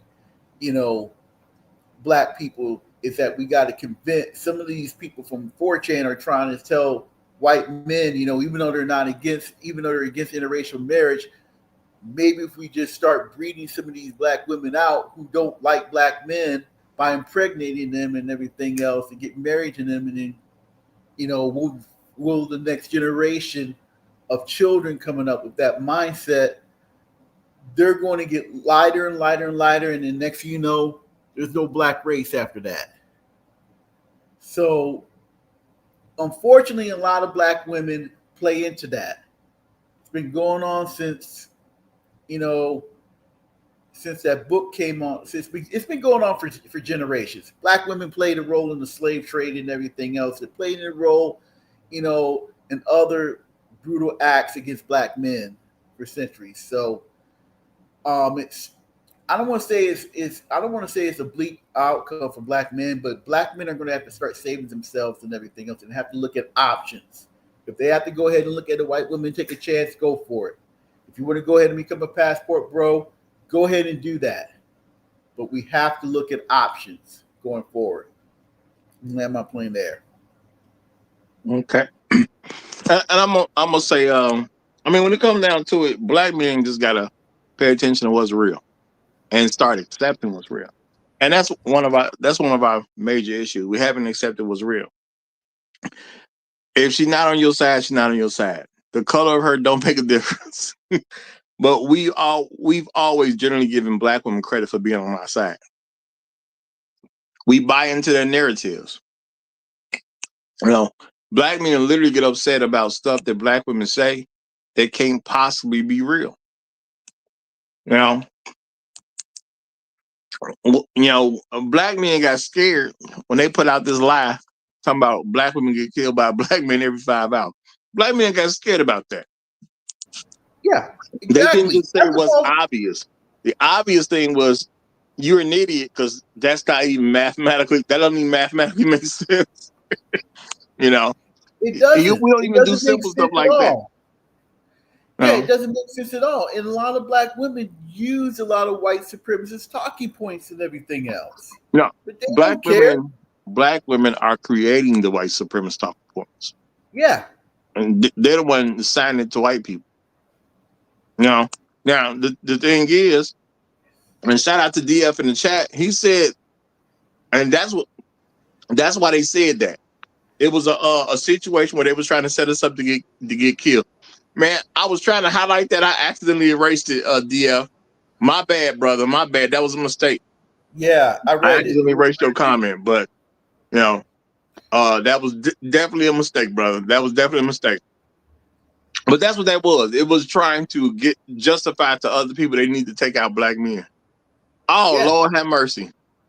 DF, I accidentally banned you. It says you was, I see it on my screen. You were banned for your comments. I'm going to have to go in and after the show, I'm going to look your name up and get you back in here, brother. My bad about that. That was a mistake. Okay, I apologize. I'll try to find it. I'll try to clear it up later tonight, brother. Okay, so you're not banned. My bad. You can't make no comments right now because I accidentally banned you. My apologies, brother. My apologies. No. You know what? I see. You say thank you. You said thank you. So I see the thank you. Hold on. DF was banned and their comments were removed. Okay, I don't know what's going on because I see your thank you, even though it said you banned. So I'm gonna double check on that tonight just to make sure that's cleared up. Okay, so my bad, brother. My bad. Okay. Oh, okay. Shout out to Chef Mike's Roundtable. He on the ball. He said the Roger Report Live, I fixed it. Okay. Thank you, brother. Thank you. Shout out to the pit crew. They on the ball. Appreciate that, brother. Okay. So yeah, getting back to it, we got to realize what's going on, and we have to kill this narrative, y'all. In order to fix some things, you got to kill narratives and you got to present facts. Yeah. This whole thing about black women saying they are the most loyal, black men need to start stopping that on his head. Every time you hear that being said, you need to say something against it. Yeah. Because there's no evidence of it. Yeah. If they were loyal, how come we don't have more families if they're loyal? Exactly. How come you guys are going up there on TikTok, bashing black men all the time? Yeah. I mean, that's what TikTok is. I mean, the TikTok thing is where black women just basically push. Well, hold on, man. I don't know why y'all be picking on TikTok. The TikTok is just allowing what people put on it. And they putting it on every other social media too now. Yeah. So when I'm saying y'all say TikTok like it's just no, those are random people going there to say what they won't say, and they put it on other social medias too. It ain't like it's a TikTok thing. Just because you going on TikTok seeing a bunch of women bashing black men, don't mean it ain't happening on every other social media. It's everywhere. And so what I'm saying is it's unfair to say TikTok when it's happening all over the place. That's all I'm saying. Yeah. Sure. Yeah, you may have seen it on TikTok, which I don't doubt at all, but it's happening everywhere. That's all I'm stressing. Okay, yeah. But as black men, we're going to have to make decisions, on our own. And I know it's a risk. If you're 40 and you're single and you can't find a woman, you want to get married to a black woman, you spend all your 20 years trying to find a black woman through college, through college and up and everything else. You ever find a black woman, brother, you're gonna have to find something else. You're gonna have to find yourself somebody who's a non-black woman, but respects your beliefs.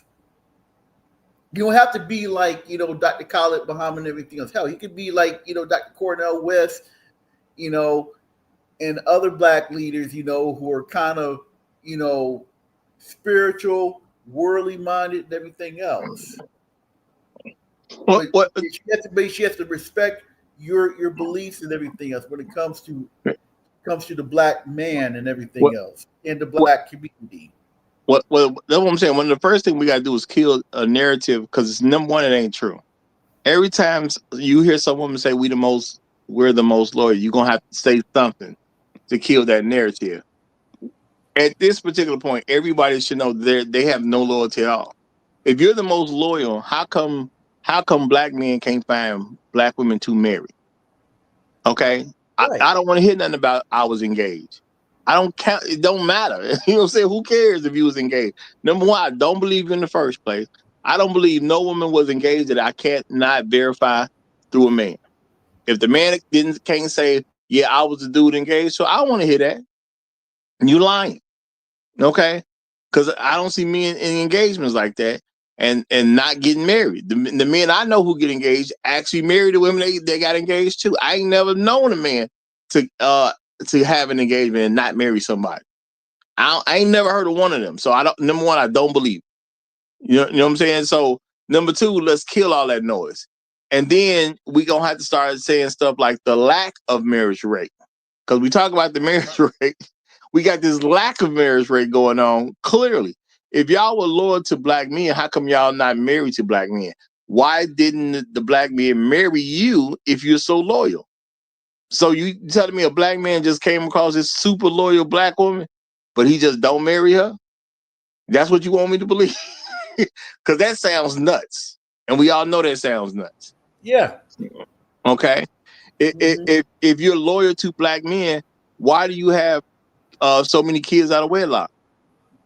If you're loyal, how do you have a bunch of kids out of wedlock? So you got no marriage. Then you know what I'm saying? You had a kid with a guy. And then of the women who have a kid, like 60% of those women got kids by multiple men. So how are you loyal and you got kids by different men? Yeah, exactly. Some of them got like 5 children from like 3 men and everything else. Yeah. Yeah, women would say stuff like, all right, they loyal, right? All right, if you loyal to black men, okay, how come even men that risk going to prison, they risk going to prison to give you stuff? How come you don't even stick with them? You know, because I even see the drug dealers. You know what I'm saying? They cheat on those guys. Some come up, they testify against those guys. You know, guy get caught up, the woman has no issue turning state on the guy that she supposedly would. So even when you're doing the crime and all that type of stuff, which they always want you to be involved in some type of crime so they can call the police on you themselves, but they don't even rock with them guys like that. I mean, shout out to Trust. I see her in the chat. The darling of the channel is here. How you doing? Always good to see you. Always good to see you. You know? So my thing is, if you are loyal to something, eventually start seeing the things that go along with loyalty. You have to start seeing it at some of it at some point. Okay. Shout out to Sarah B. She say some of us had twins, Roger. Well, I can say twin in a good way, and I can say twin in a bad way. I'm just saying. I'm just saying. Loyalty can be seen. If I can't see your loyalty, I don't know what to tell you. And then a great man once said that 99% loyalty is 0% loyalty.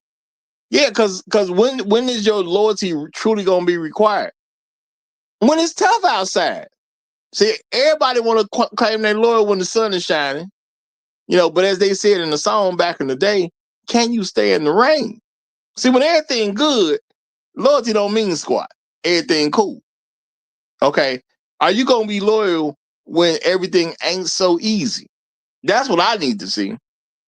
Okay, everybody can get in the car and ride in the car, but if y'all get a flat tire while y'all driving in this car, everybody riding around, cool.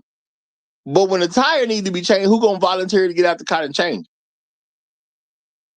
You see what I'm saying? Loyalty ain't the same in those moments. It's easy to get in the car, whether you the driver or you the passenger. Okay, y'all can paddle in deep. You know what I'm saying? You might be 5 people in the car, but who gonna change that tire when y'all hit a nail or something out there? Y'all trying to get somewhere. Who gonna get out and change that tire? That's what I want to know. Who gonna get out and change the tire? Because it's easy to drive while everything's good. You know, when you pull up to the gas station, who gonna put gas in the car? See, my thing, loyalty can be seen, and it can be seen in any kind of way. You know, loyalty is, hey, let me fill up the tank. Loyalty is, well, I ain't got all that much with me, but I'll put this on so we can get some gas. Loyalty is, man, we just got a flat, but across the street there's a tire store. I'll go buy us a tire. See, that's what loyalty is. Just riding in the car ain't loyalty. Okay. You know, because ain't no working just riding. The work is paying the car note on it. Okay, something go wrong with it, you're gonna actually get the problem fixed. That's where the loyalty come in. It's easy to ride in somebody else's car. That is not no work at all. You know, and as black men, we give a lot of women credit for just riding in the car. You know, that's what they're doing proverbially. They just ride in the car. Okay. You know? Yeah, we do that. We do that. I mean, let's face it, we're the most loyal black men. One of the most, what makes black men so unique and so special is that we're very, very, very loyal to women of all races and ethnic backgrounds. We always have been. You know, we meet with them, we greet with them, we open the door for them and everything else. You know, I mean, let's face it, we are the biggest simps. You know, we are, because we're that dedicated to our women. We love them and we want to be with them and everything else. But I can't say. When it comes to black women, though, brother, nah. you know, Well, my thing is, are they our women? Because when you look at it, I'm just saying, when you look at it, okay, you got a bunch of women who have children and won't let you see your kids, and we dedicated to that. What's the point? What's the point of that? What is the point? Because, you know, y'all know I done said plenty of stuff. You know, woman called me, you know, talking about it's cold over here. Raj ain't finna get up and do nothing about it. You not my woman. If you was my woman, you'd be where I'm at and you'd be in some heat. But if you got to call me to tell me it's cold over here, you know, you need to do something, I'm be like, well, what you want me to do? Well, you know, the kids is over here. The kids gonna get sick. But send the kids over here. That's all I'm gonna tell you. Send the kids over here. If you say you can't send them, I'll come get them. I'll come get them. Don't even worry about it. It is what it is. I'll come get the kids. Okay. If something going on why I can't go get the kids, well, thank God we got rideshare companies now. I send a Lyft over there. I send an Uber over there. Whatever these rideshare companies are, I send a car to get the kids. I'm not doing anything for you. We're not together. You are not my concern. And that's how a lot of black men need to learn to be. Stop being so you got to make sure she's straight so the kids will be straight. Now, I got a place for the kids to be straight. Okay? And if she hit you with well, I ain't finna let the kids come over there, just wash your hands of it.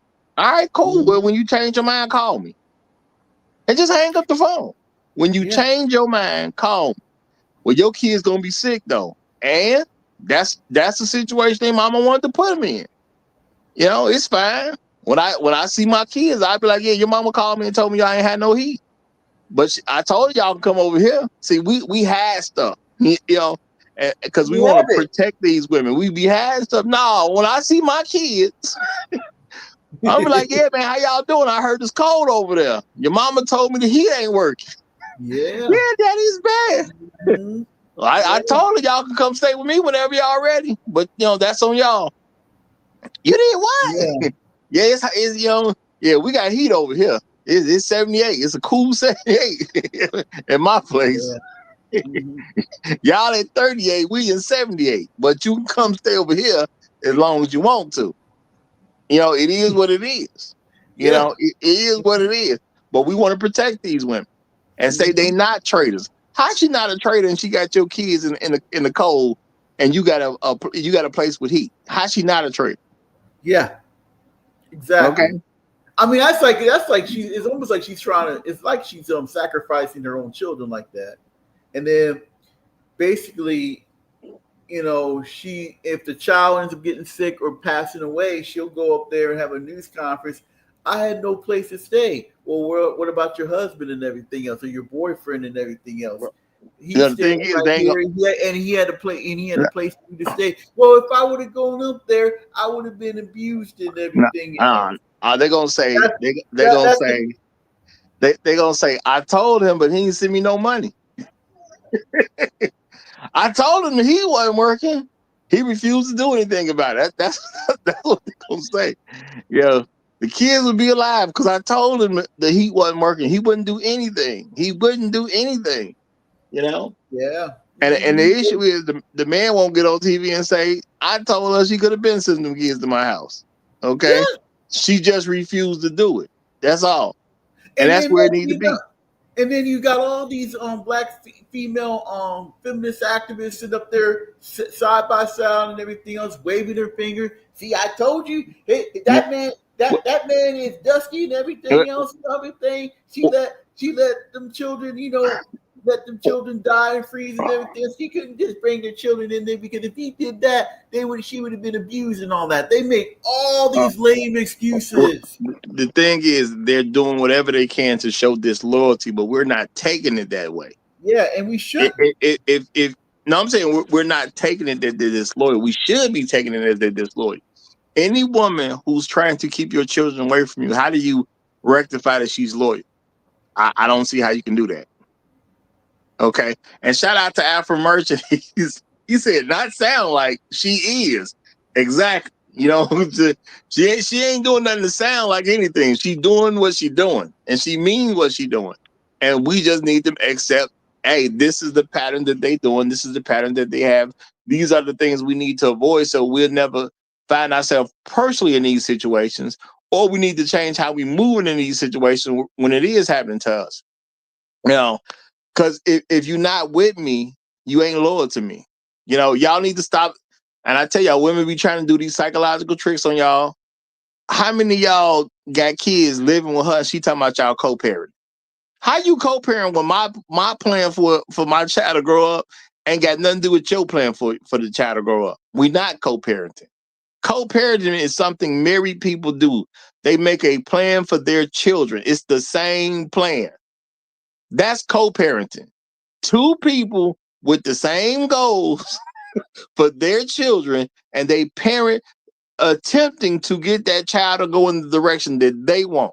Now, of course, they can't control the child once the child becomes an adult. Move out the house, the child do what he want to do at that point. She gonna do what she want to do at that point. But co-parenting means me and you was here together parenting. That's what co-parenting is. I cannot co-parent with you and you live somewhere other than where I live. But y'all accept that because it makes women feel better. Let's just keep it real, y'all. Women come up with these terms so they can feel better. You accept these terms because you want her to feel better. Point blank, period. You accept them because you want her to feel better. We can't quote unquote co-parent if we're not in the same household. You just another enemy of mine. That's all it is to it. How you gonna be my friend and you got my kids raising my kids? Think about that, y'all. Would you let any of your other friends raise your children? And I'm not saying you don't love or trust your friend, but I'm saying, would you just let them come take your kids and raise your kids and there's no explanation to you on why they're raising your kids instead of you? You ain't gonna let that happen. Now we'll maybe say that as a joke or something, but ain't nobody finna just let some random person come raise their kids, nor are they gonna let somebody who they know, love, and trust raise their kids besides them. Your best friend can't raise your kids unless you die. That's how you look at life.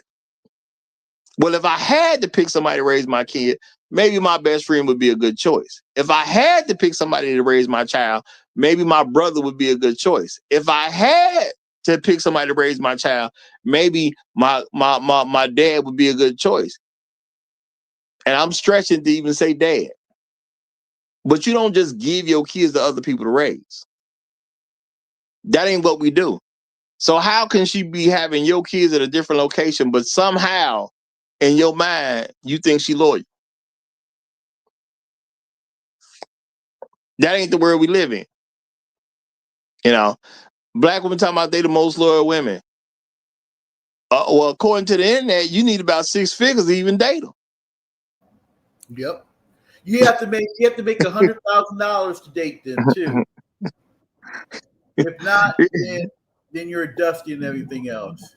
But you know something, Rod, was very interesting that I've been noticing. I've noticed that a lot of these sisters, and they haven't talked about it because I guess they're too afraid to. A lot of these sisters, unfortunately, who've been with white men and everything else, are suddenly disappearing and getting unalived. Well, I mean, that's not important, though. That's not important. I know, well, it's not important, but, you know, they don't talk about it. They don't talk about the missing black women or black females, you know, in Washington, D.C. that was announced last week. They ain't missing. They know where they at. You said they with white men and they quote unquote went missing, right? Yes. If they with white men, that's not our concern. Get unalived. That's not our concern if they with white men. Whatever that white man want to do with his woman, that's his business. That ain't our concern.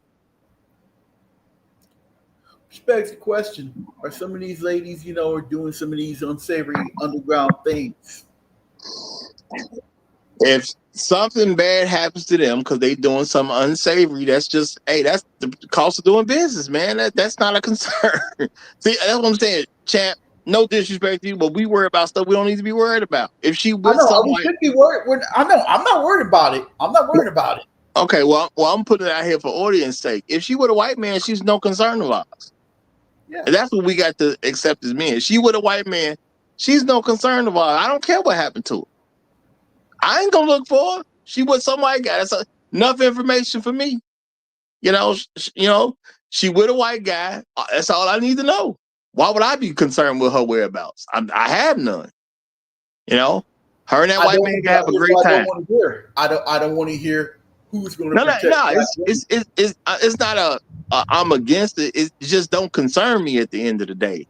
That's like me being concerned about a Korean woman in Korea. It just don't concern me. It don't even hit my radar. I'm not worried about any black woman who with a white man. If she with a white man, she's made her choice. And that's any white man. That means if you were an Indian man, you made your choice. I'm not concerned with you and you with an Indian man. If you're with an Hispanic man, I have no concerns with you. You with the Hispanic man. I trust in whatever they do with you. Okay, whatever the Hispanic man do to you, I'm good with it. Whatever the white man do to you, I'm good with it. Whatever the Indian man do with you, I'm good with it. Okay, if there's not a black man, I have no interest. Okay, it just is what it is. Now I can have a conversation with a black man about what he's doing with his women. Not that I would ever try to overrule him or anything like that, but we can have a conversation about how we should go about treating women and things like that. That's something black men can do. But worrying about black women with non-black men is something that we shouldn't register. It shouldn't even come up in our heads. I don't. The reason I literally don't talk about this stuff because it's not important, y'all. I did a show in the past about Lawrence Smith Fields, just to tell y'all we shouldn't be worried about stuff like that. Now that woman died, but she was with some white man when she died. It just is what it is. It's not our concern. Why worry about it?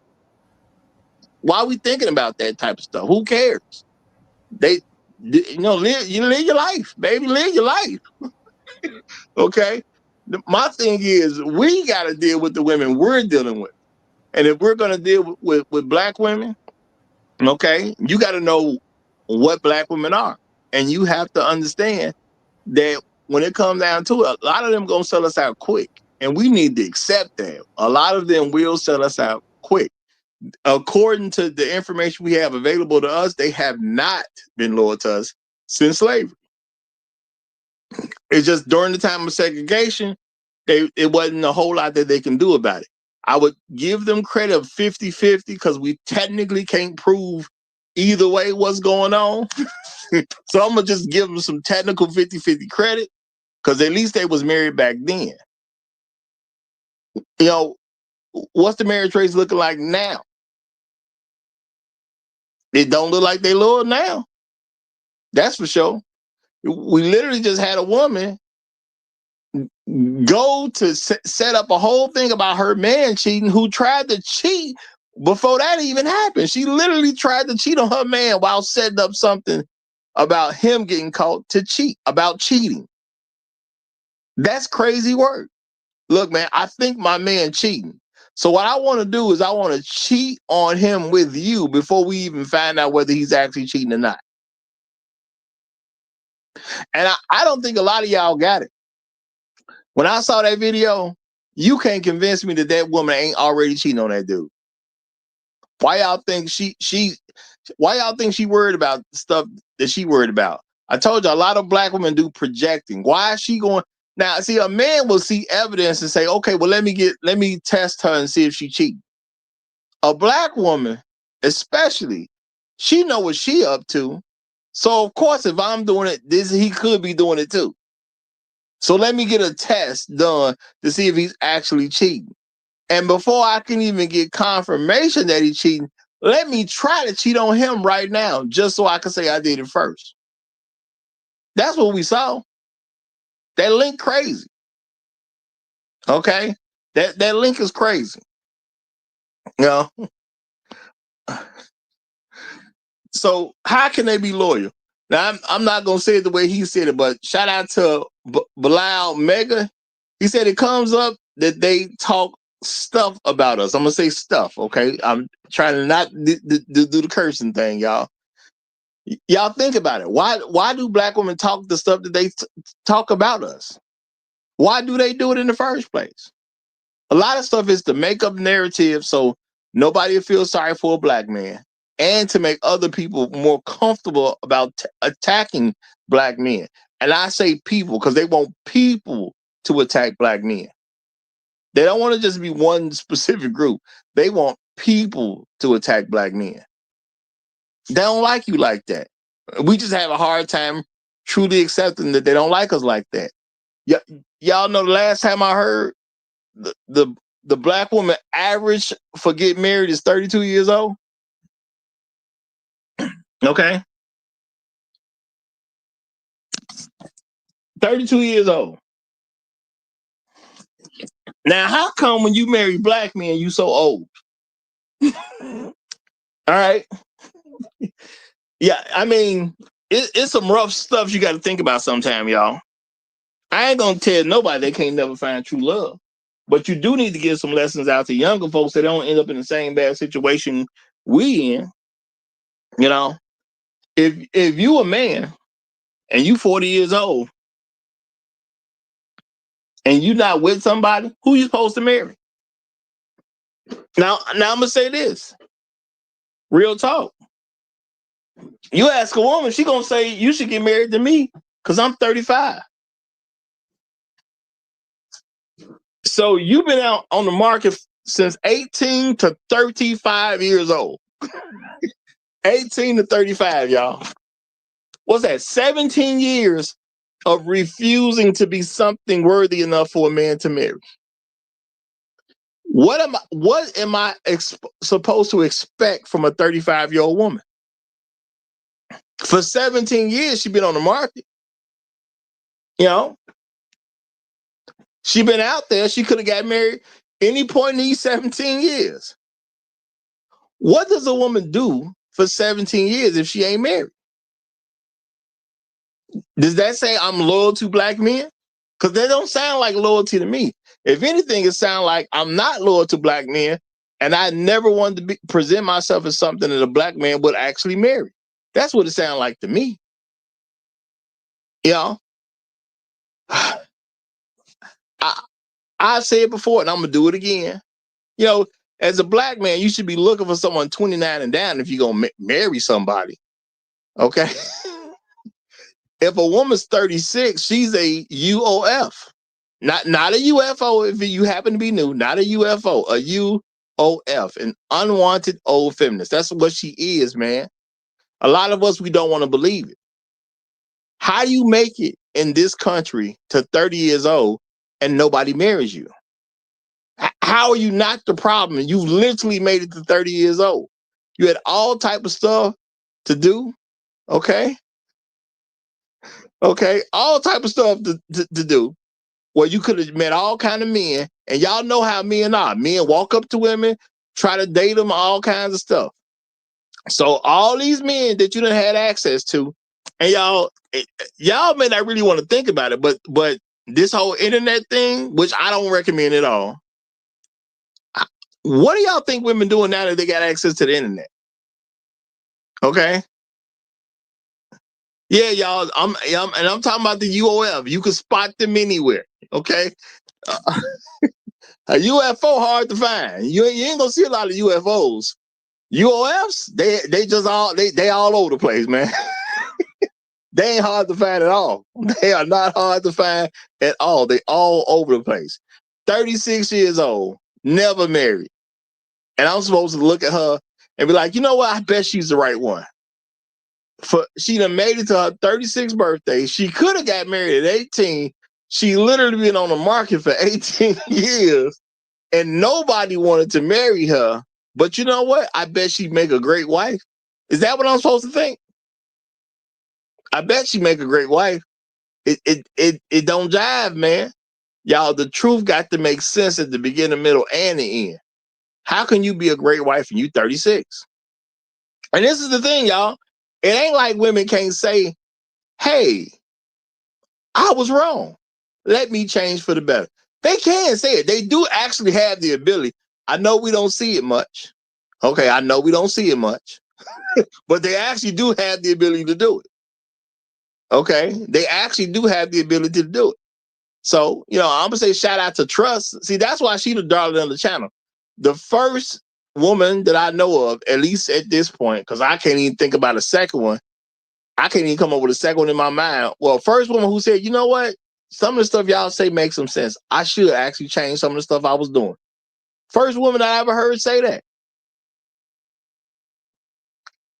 I'm trying to remember if I heard a second one say it, but I can't come up with a second one that ever said that. But they can actually change.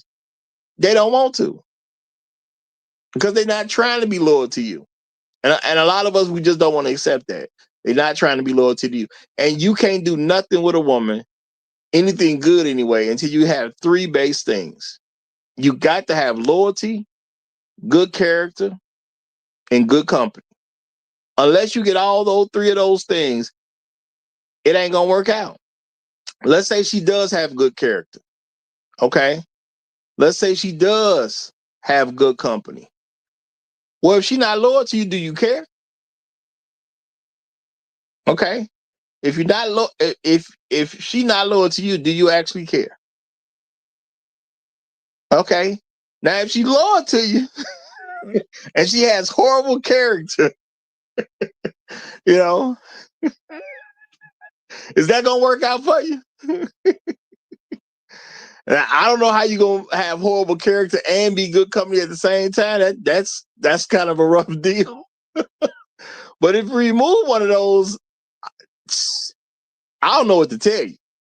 Okay, I don't know what to tell you. Okay.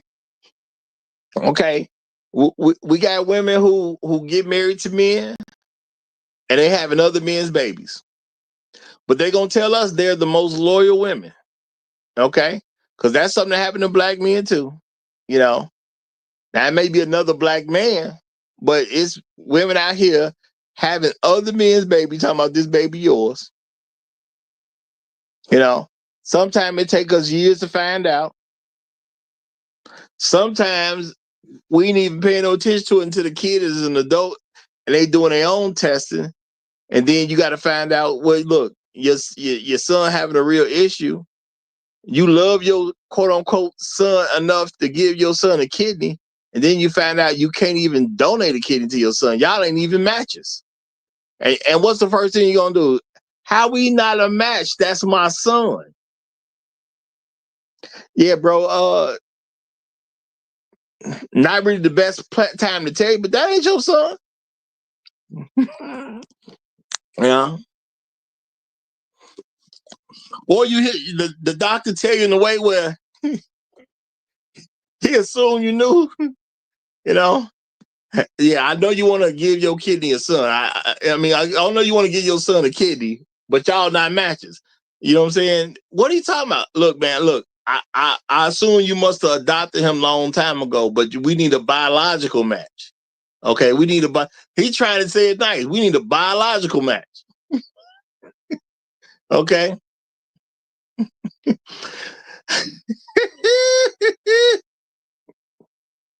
Shout out to Sarah B. She said, hey, oh, Roger, you gonna really leave me hanging like that?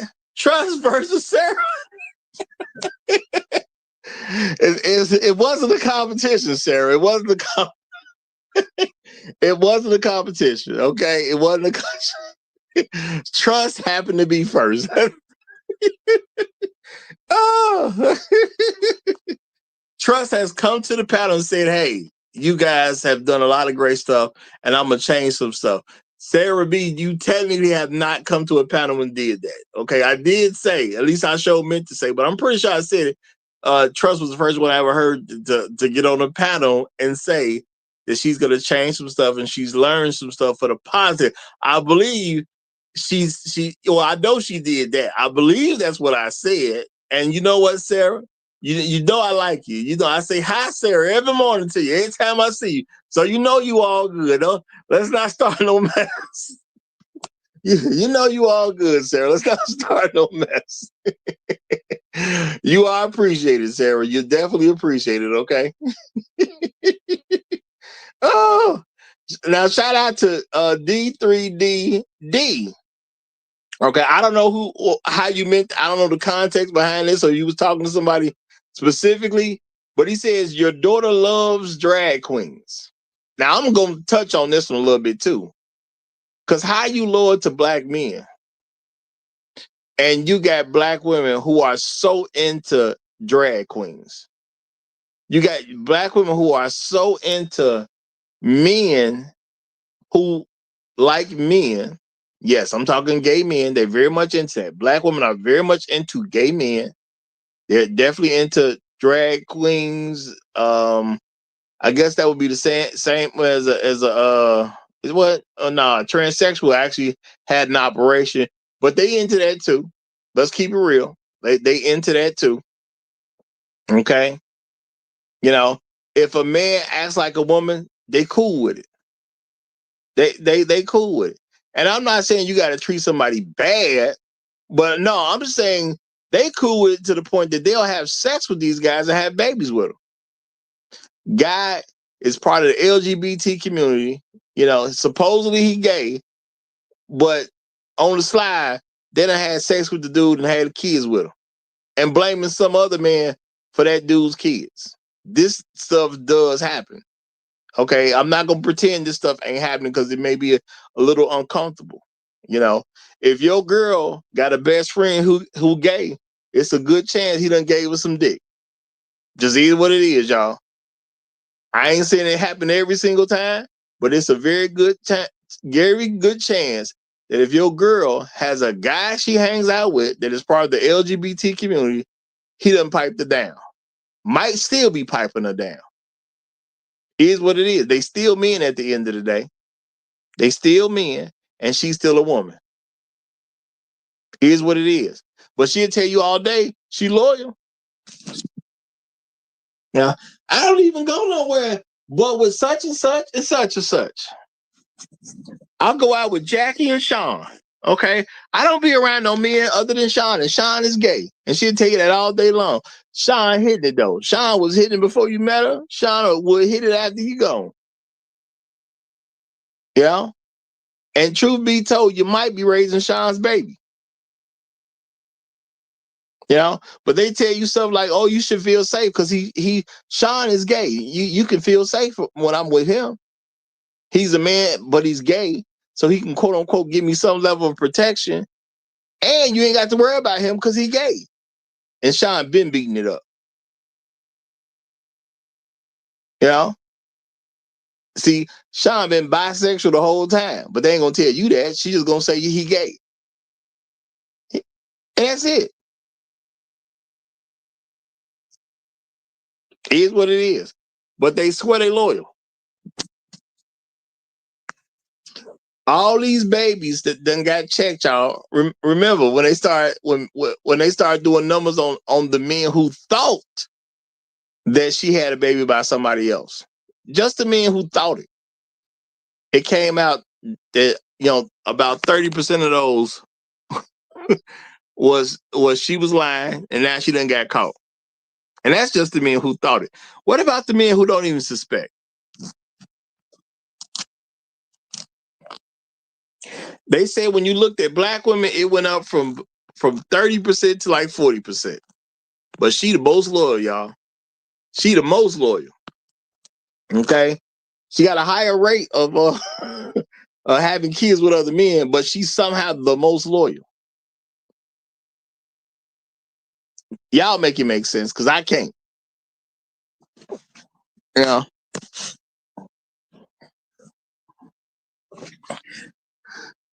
Do y'all ever remember a black woman picking any black man over any non-black man? Do y'all remember that? Now I know they done did the Bachelorette, y'all. They done did the Bachelorette, and the Bachelorette had a black woman on it. I didn't watch it at all. I'm telling y'all straight up, I did not watch it at all. I saw a commercial for the Bachelorette where they said they was gonna have it was like the first time they gonna have a black woman who was the black Bachelorette. When I saw the commercial, and there might be some people who remember, but when they played that commercial, I said she gonna pick the white guy. Now keep in mind, I ain't seen nothing yet. I don't know how many white men gonna be involved. I'm sure they was gonna throw at least 3-4 white men in there, but I said she gonna pick the white guy.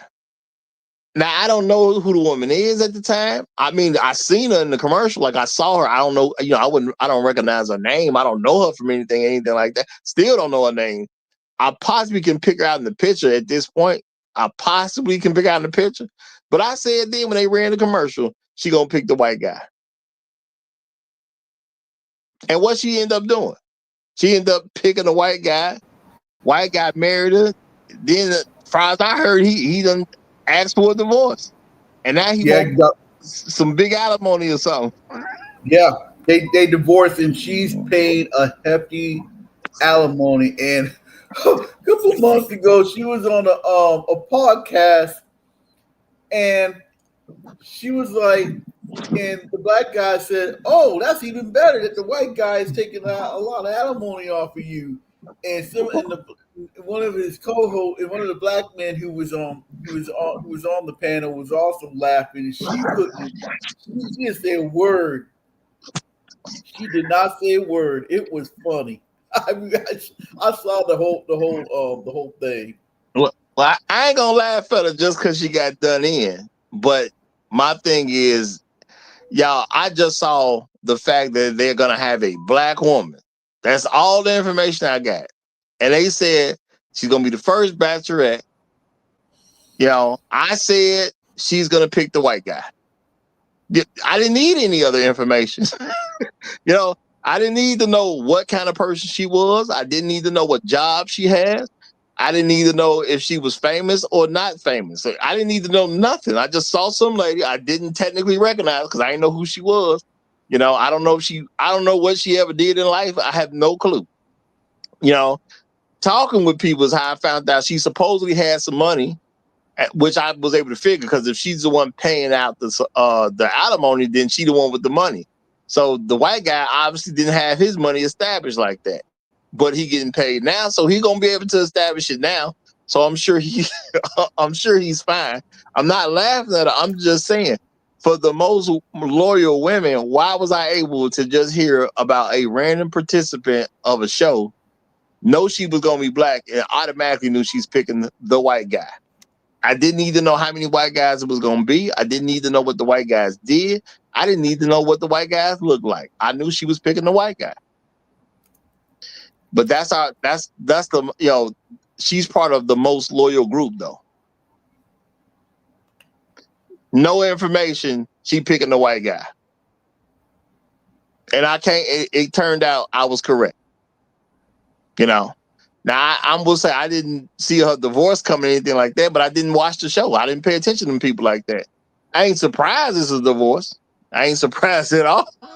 If a black woman has money, I'm starting to see a pattern that a white man will marry her and then get a divorce. Okay. But white men understand what the game is, and I'm not saying white women don't do it, but they understand the game. You marry somebody who's at a much higher financial level so you can work that money into your family. And that's how the game goes. The game is cold, Roger. The game is cold. It is cold. It's definitely cold out here. Yeah. I just popped up because I heard you guys talking about one of the Library of Failed Divestors, Rachel Lindsay, right?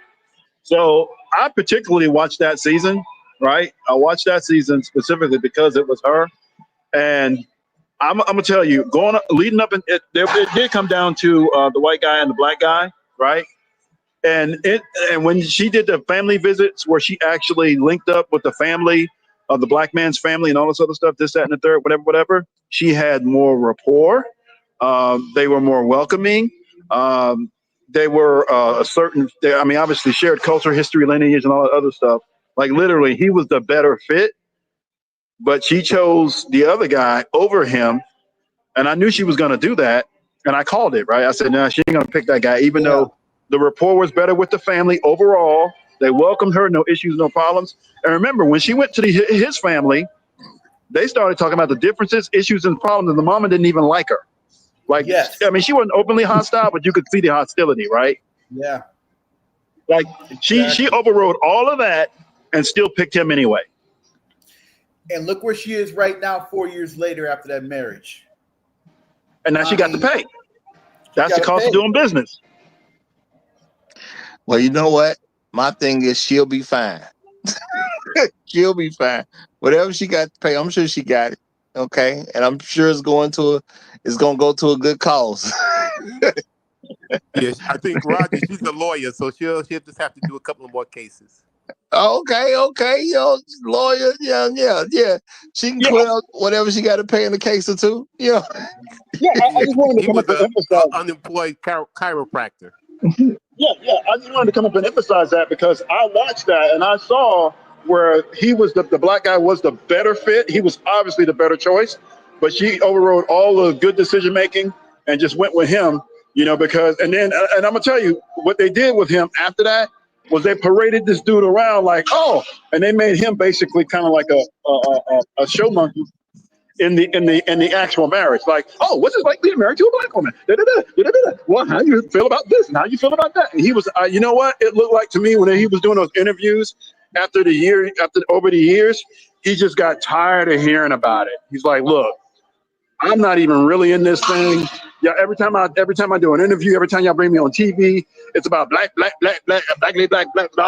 Like he got tired of hearing about it, and he was just exhausted because he was not the leader in that relationship. It was all about he was kind of like the novelty dude. Like, look at you, Brett, how great and amazing! You overrode everything, and you made a choice, and everybody was congratulating him. He's like, look, man, I'm sick of this. And then on top of that, he was following her around, and he had nothing but complaint after complaint after complaint with her in that marriage. Well, I mean, he got so Brad got to get paid. He got to get his check. Well, I mean, I'm pretty sure that's why he got in the marriage in the first place. It's not strange for white folks to marry somebody with money so they can get to where they financially want to be. And now that y'all telling me he's an out of work chiropractor, that not the best combination, but if your wife this black woman got some money, okay, now I ain't telling people to do this. I'm not even saying I support it, but I get it. I'm a white man in a white society where I'm supposed to win. I'm a chiropractor, so I'm a very educated man or whatever, but I'm not winning right now. Let me get a black woman so I can get her money and open up my own thing, and I'm good. Boom. So, you know what I'm saying? Yeah. I stay married. I'm gonna do exactly what they do. I'm gonna marry her for about but I'm gonna stay in for about 3 years, and then at the end of the third year, I'm gonna ask for a divorce. I'm gonna get my money coming to me, and I can do what I want to do. It's a win. You know? And I think Rachel tried to get back with a black man one time a couple months ago and everything else, but unfortunately, the black man was like, "No, I remember you from the Bachelorette. I don't want to get with you. I'm not going to be no what was it called? What's that term called? The reach back. You try to do the reach back. Reach back. Well, I'm gonna say, y'all, I think that term is just silly. I don't like it. To me, I believe it comes from an immature place too. But I will tell you this. See, black women are brainwashing black men to try to compete with them. As I don't see nothing as a reach back. The thing is, when you've dated a white man, you've made your decision which being you want to be, that you want to lead you. Why would I try to lead a black woman who wants to be led by a white man? Saying a term like a reach back is like I'm doing something because I want to make fun of her. No, I can't lead a woman who wants to be led by a white man because I'm not white. That's all it is at the end of the day. I don't look at nothing from their perspective. I look at it stuff from our perspective as men. How can I lead a woman who wants to be led by a white man? Why would I even take that on? So Roger, I get it. It's kind of a silly term. I get all of that. But see, here's the importance of this: is that you're not her first choice. That's what you got to remember. And then when she's coming back to you as a black man, she in her mind thinks that she's settling, which you obviously you're settling for her. But the thing is that as a result of that relationship and the resentment that it didn't work out with the guy that she really wanted, you're going to feel the brunt of all of that. You're going to get the anger. You're going to get the resentment. You're going to get the failed relationship and everything else and all the penalty that he didn't have to pay. Well, let me say this too, because I think we're promoting something that's not sensible when we say stuff like you're not her first choice. Nobody's anybody's first choice. If you're not a high school sweetheart, you ain't somebody's first choice. It's not we shouldn't have a concern about being a first choice until we get our society in a much different place. Point blank, period. Okay. I'm not her first choice because whoever her boyfriend was in high school is probably her first choice. In very rare cases, their boyfriend or girlfriend in grammar school was their first choice, or grade school, depending upon where you come up at. So I'm not looking to be anybody's first choice. The thing is, if she wants to be led by a white man, I'm not white. That's all I'm saying. I can't fix me, quote unquote, not being white. I already won because I'm not white. I don't want to go backwards. Okay. I don't want to be white. So, but how do I lead a woman who wants to be led by a white man? That's me asking for a difficult situation. I'm not looking to put myself in a difficult situation. That's all I'm saying. Okay, no. Okay, so Roger, first choice, and I get all of that. And what you said all made a bunch of sense. I'm not gonna, fight you on that. It's just this is the reality of these women who really wanted somebody that you're not, and then they're coming back to you with all the issues and problems, and they're just gonna take it out on you. And that's the only thing I'm saying is that black men have to be very specific and very careful about that and be cautious of the women who do this, because you're gonna get the brunt of the negativity. That's all I'm saying. I do 100% agree with you. I'm just saying we need to present stuff in better ways and not throw childish terms out there. Because the thing is, y'all, as these terms get around, people don't think about stuff. They don't think about the complexities of stuff. I have no issue with a reach back because that sounds like a pride issue. You know what I'm saying? I don't care nothing about no pride issue. My issue is she wants to be led by a white man. I'm not white. Why would I sign up for that job? Because it just don't make sense. I'm not going to be a quote unquote prideful person and try to quote unquote compete with black women, because I don't think black men are supposed to do that. I don't think we should operate that way. That's all I'm saying. And I don't think it gives anything for people words matter. I keep stressing words matter. People need to understand things and say things in a way where a thought process goes with it, so somebody can see a reasoning for themselves. If you just, that's the read back. Somebody said, well, you know what? We just being a little too prideful. Let me just do it anyway. See, now you got somebody who was avoiding something that they should avoid it, but didn't have a good reason why to avoid it. And now he stepped right into the thing because he think I'm gonna be a better man and not be so prideful. Now he in the mess. He in the mud now. Because he could have had a mature reason as far as, I don't want to try to lead a woman who wants to be led by a white man, which makes all the sense in the world. But we done reduced it to some prideful, playful thing. So now he's trying to be a better man, and therefore he gets in the mud. And that's all I'm saying. How you present something matters some. Information is more important than presentation. But the thing is, give the people the information that they really need to know. I don't care about the joke. I care about the result. That's all I'm saying to folks. You know what I'm saying? Because, not saying that y'all did anything wrong. It's just people use these terms and people be silly with it. Y'all got to understand, it ain't just us. It's how other people going to use these terms too. We don't get to control what everybody else do at the end of the day. But y'all, we are definitely past the 3 hour mark. And I want to say shout out to my main man, Tunnel Runner, done came up here. Tunnel Runner, was there anything else you wanted to say before we go? Because I got to bring this one to a close. I'm assuming you was coming just to give us a little piece of something, which I'm always welcoming. I'm always welcoming. Okay, well, let me give you the report. I came home to some steak with garlic, onions, rice and beans, and some beets and watermelon juice with some salsa, pimento, hot salsa on the side. That sounds all right to me, man. Sounds all right to me. Yeah, I'm a visit Tunnel Runner, y'all. I'm gonna give me one of them good meals, right? Tunnel Runner with the daily status update, daily status report. We got you. Thanks. Appreciate that for the daily update. Yeah. See, if you pick the right woman, life can be great. That's the thing, y'all. And you know what? I'm gonna tell y'all. I be encouraging him to do that because I want black men to hear from the other side. See, sometimes they always trying to give y'all a bad report, talking about, and a lot of people make up theories on how stuff really go. But now he giving you a straight report right from the heart of it. This how it is. He done went and got him another wife. Not one of these from over here. He done got his own from somewhere else. And it's a lot of good times. Now, we ain't trying to promote that it's all fairy tales and rainbows, but he have a lot of good times. That's all I'm saying. He has a lot of good times. So, that does mean something. Now, no placeholder just showed up. So I don't know. Are you coming for the after show or are you coming for the show? After Roger. Well, thank you, though. Okay. Well, then I'm going to wrap it up, y'all. Going to wrap it up. It's been a great show. If y'all just got here, watch the replay. Y'all know how it go. Watch the replay. Support the channel. Matter of fact, let me check the I don't know what my thing is to check the cash app. Y'all got to check the cash app real quick before I go off air. So you know what? Let me give some final statements. So let's do this. Chat for Life, go ahead with a final statement if you have one. Well, I have one. I just want to say, save yourself, black men. Go where you're. If you find a non-black woman and she's loyal to you, hey, that should be your partner.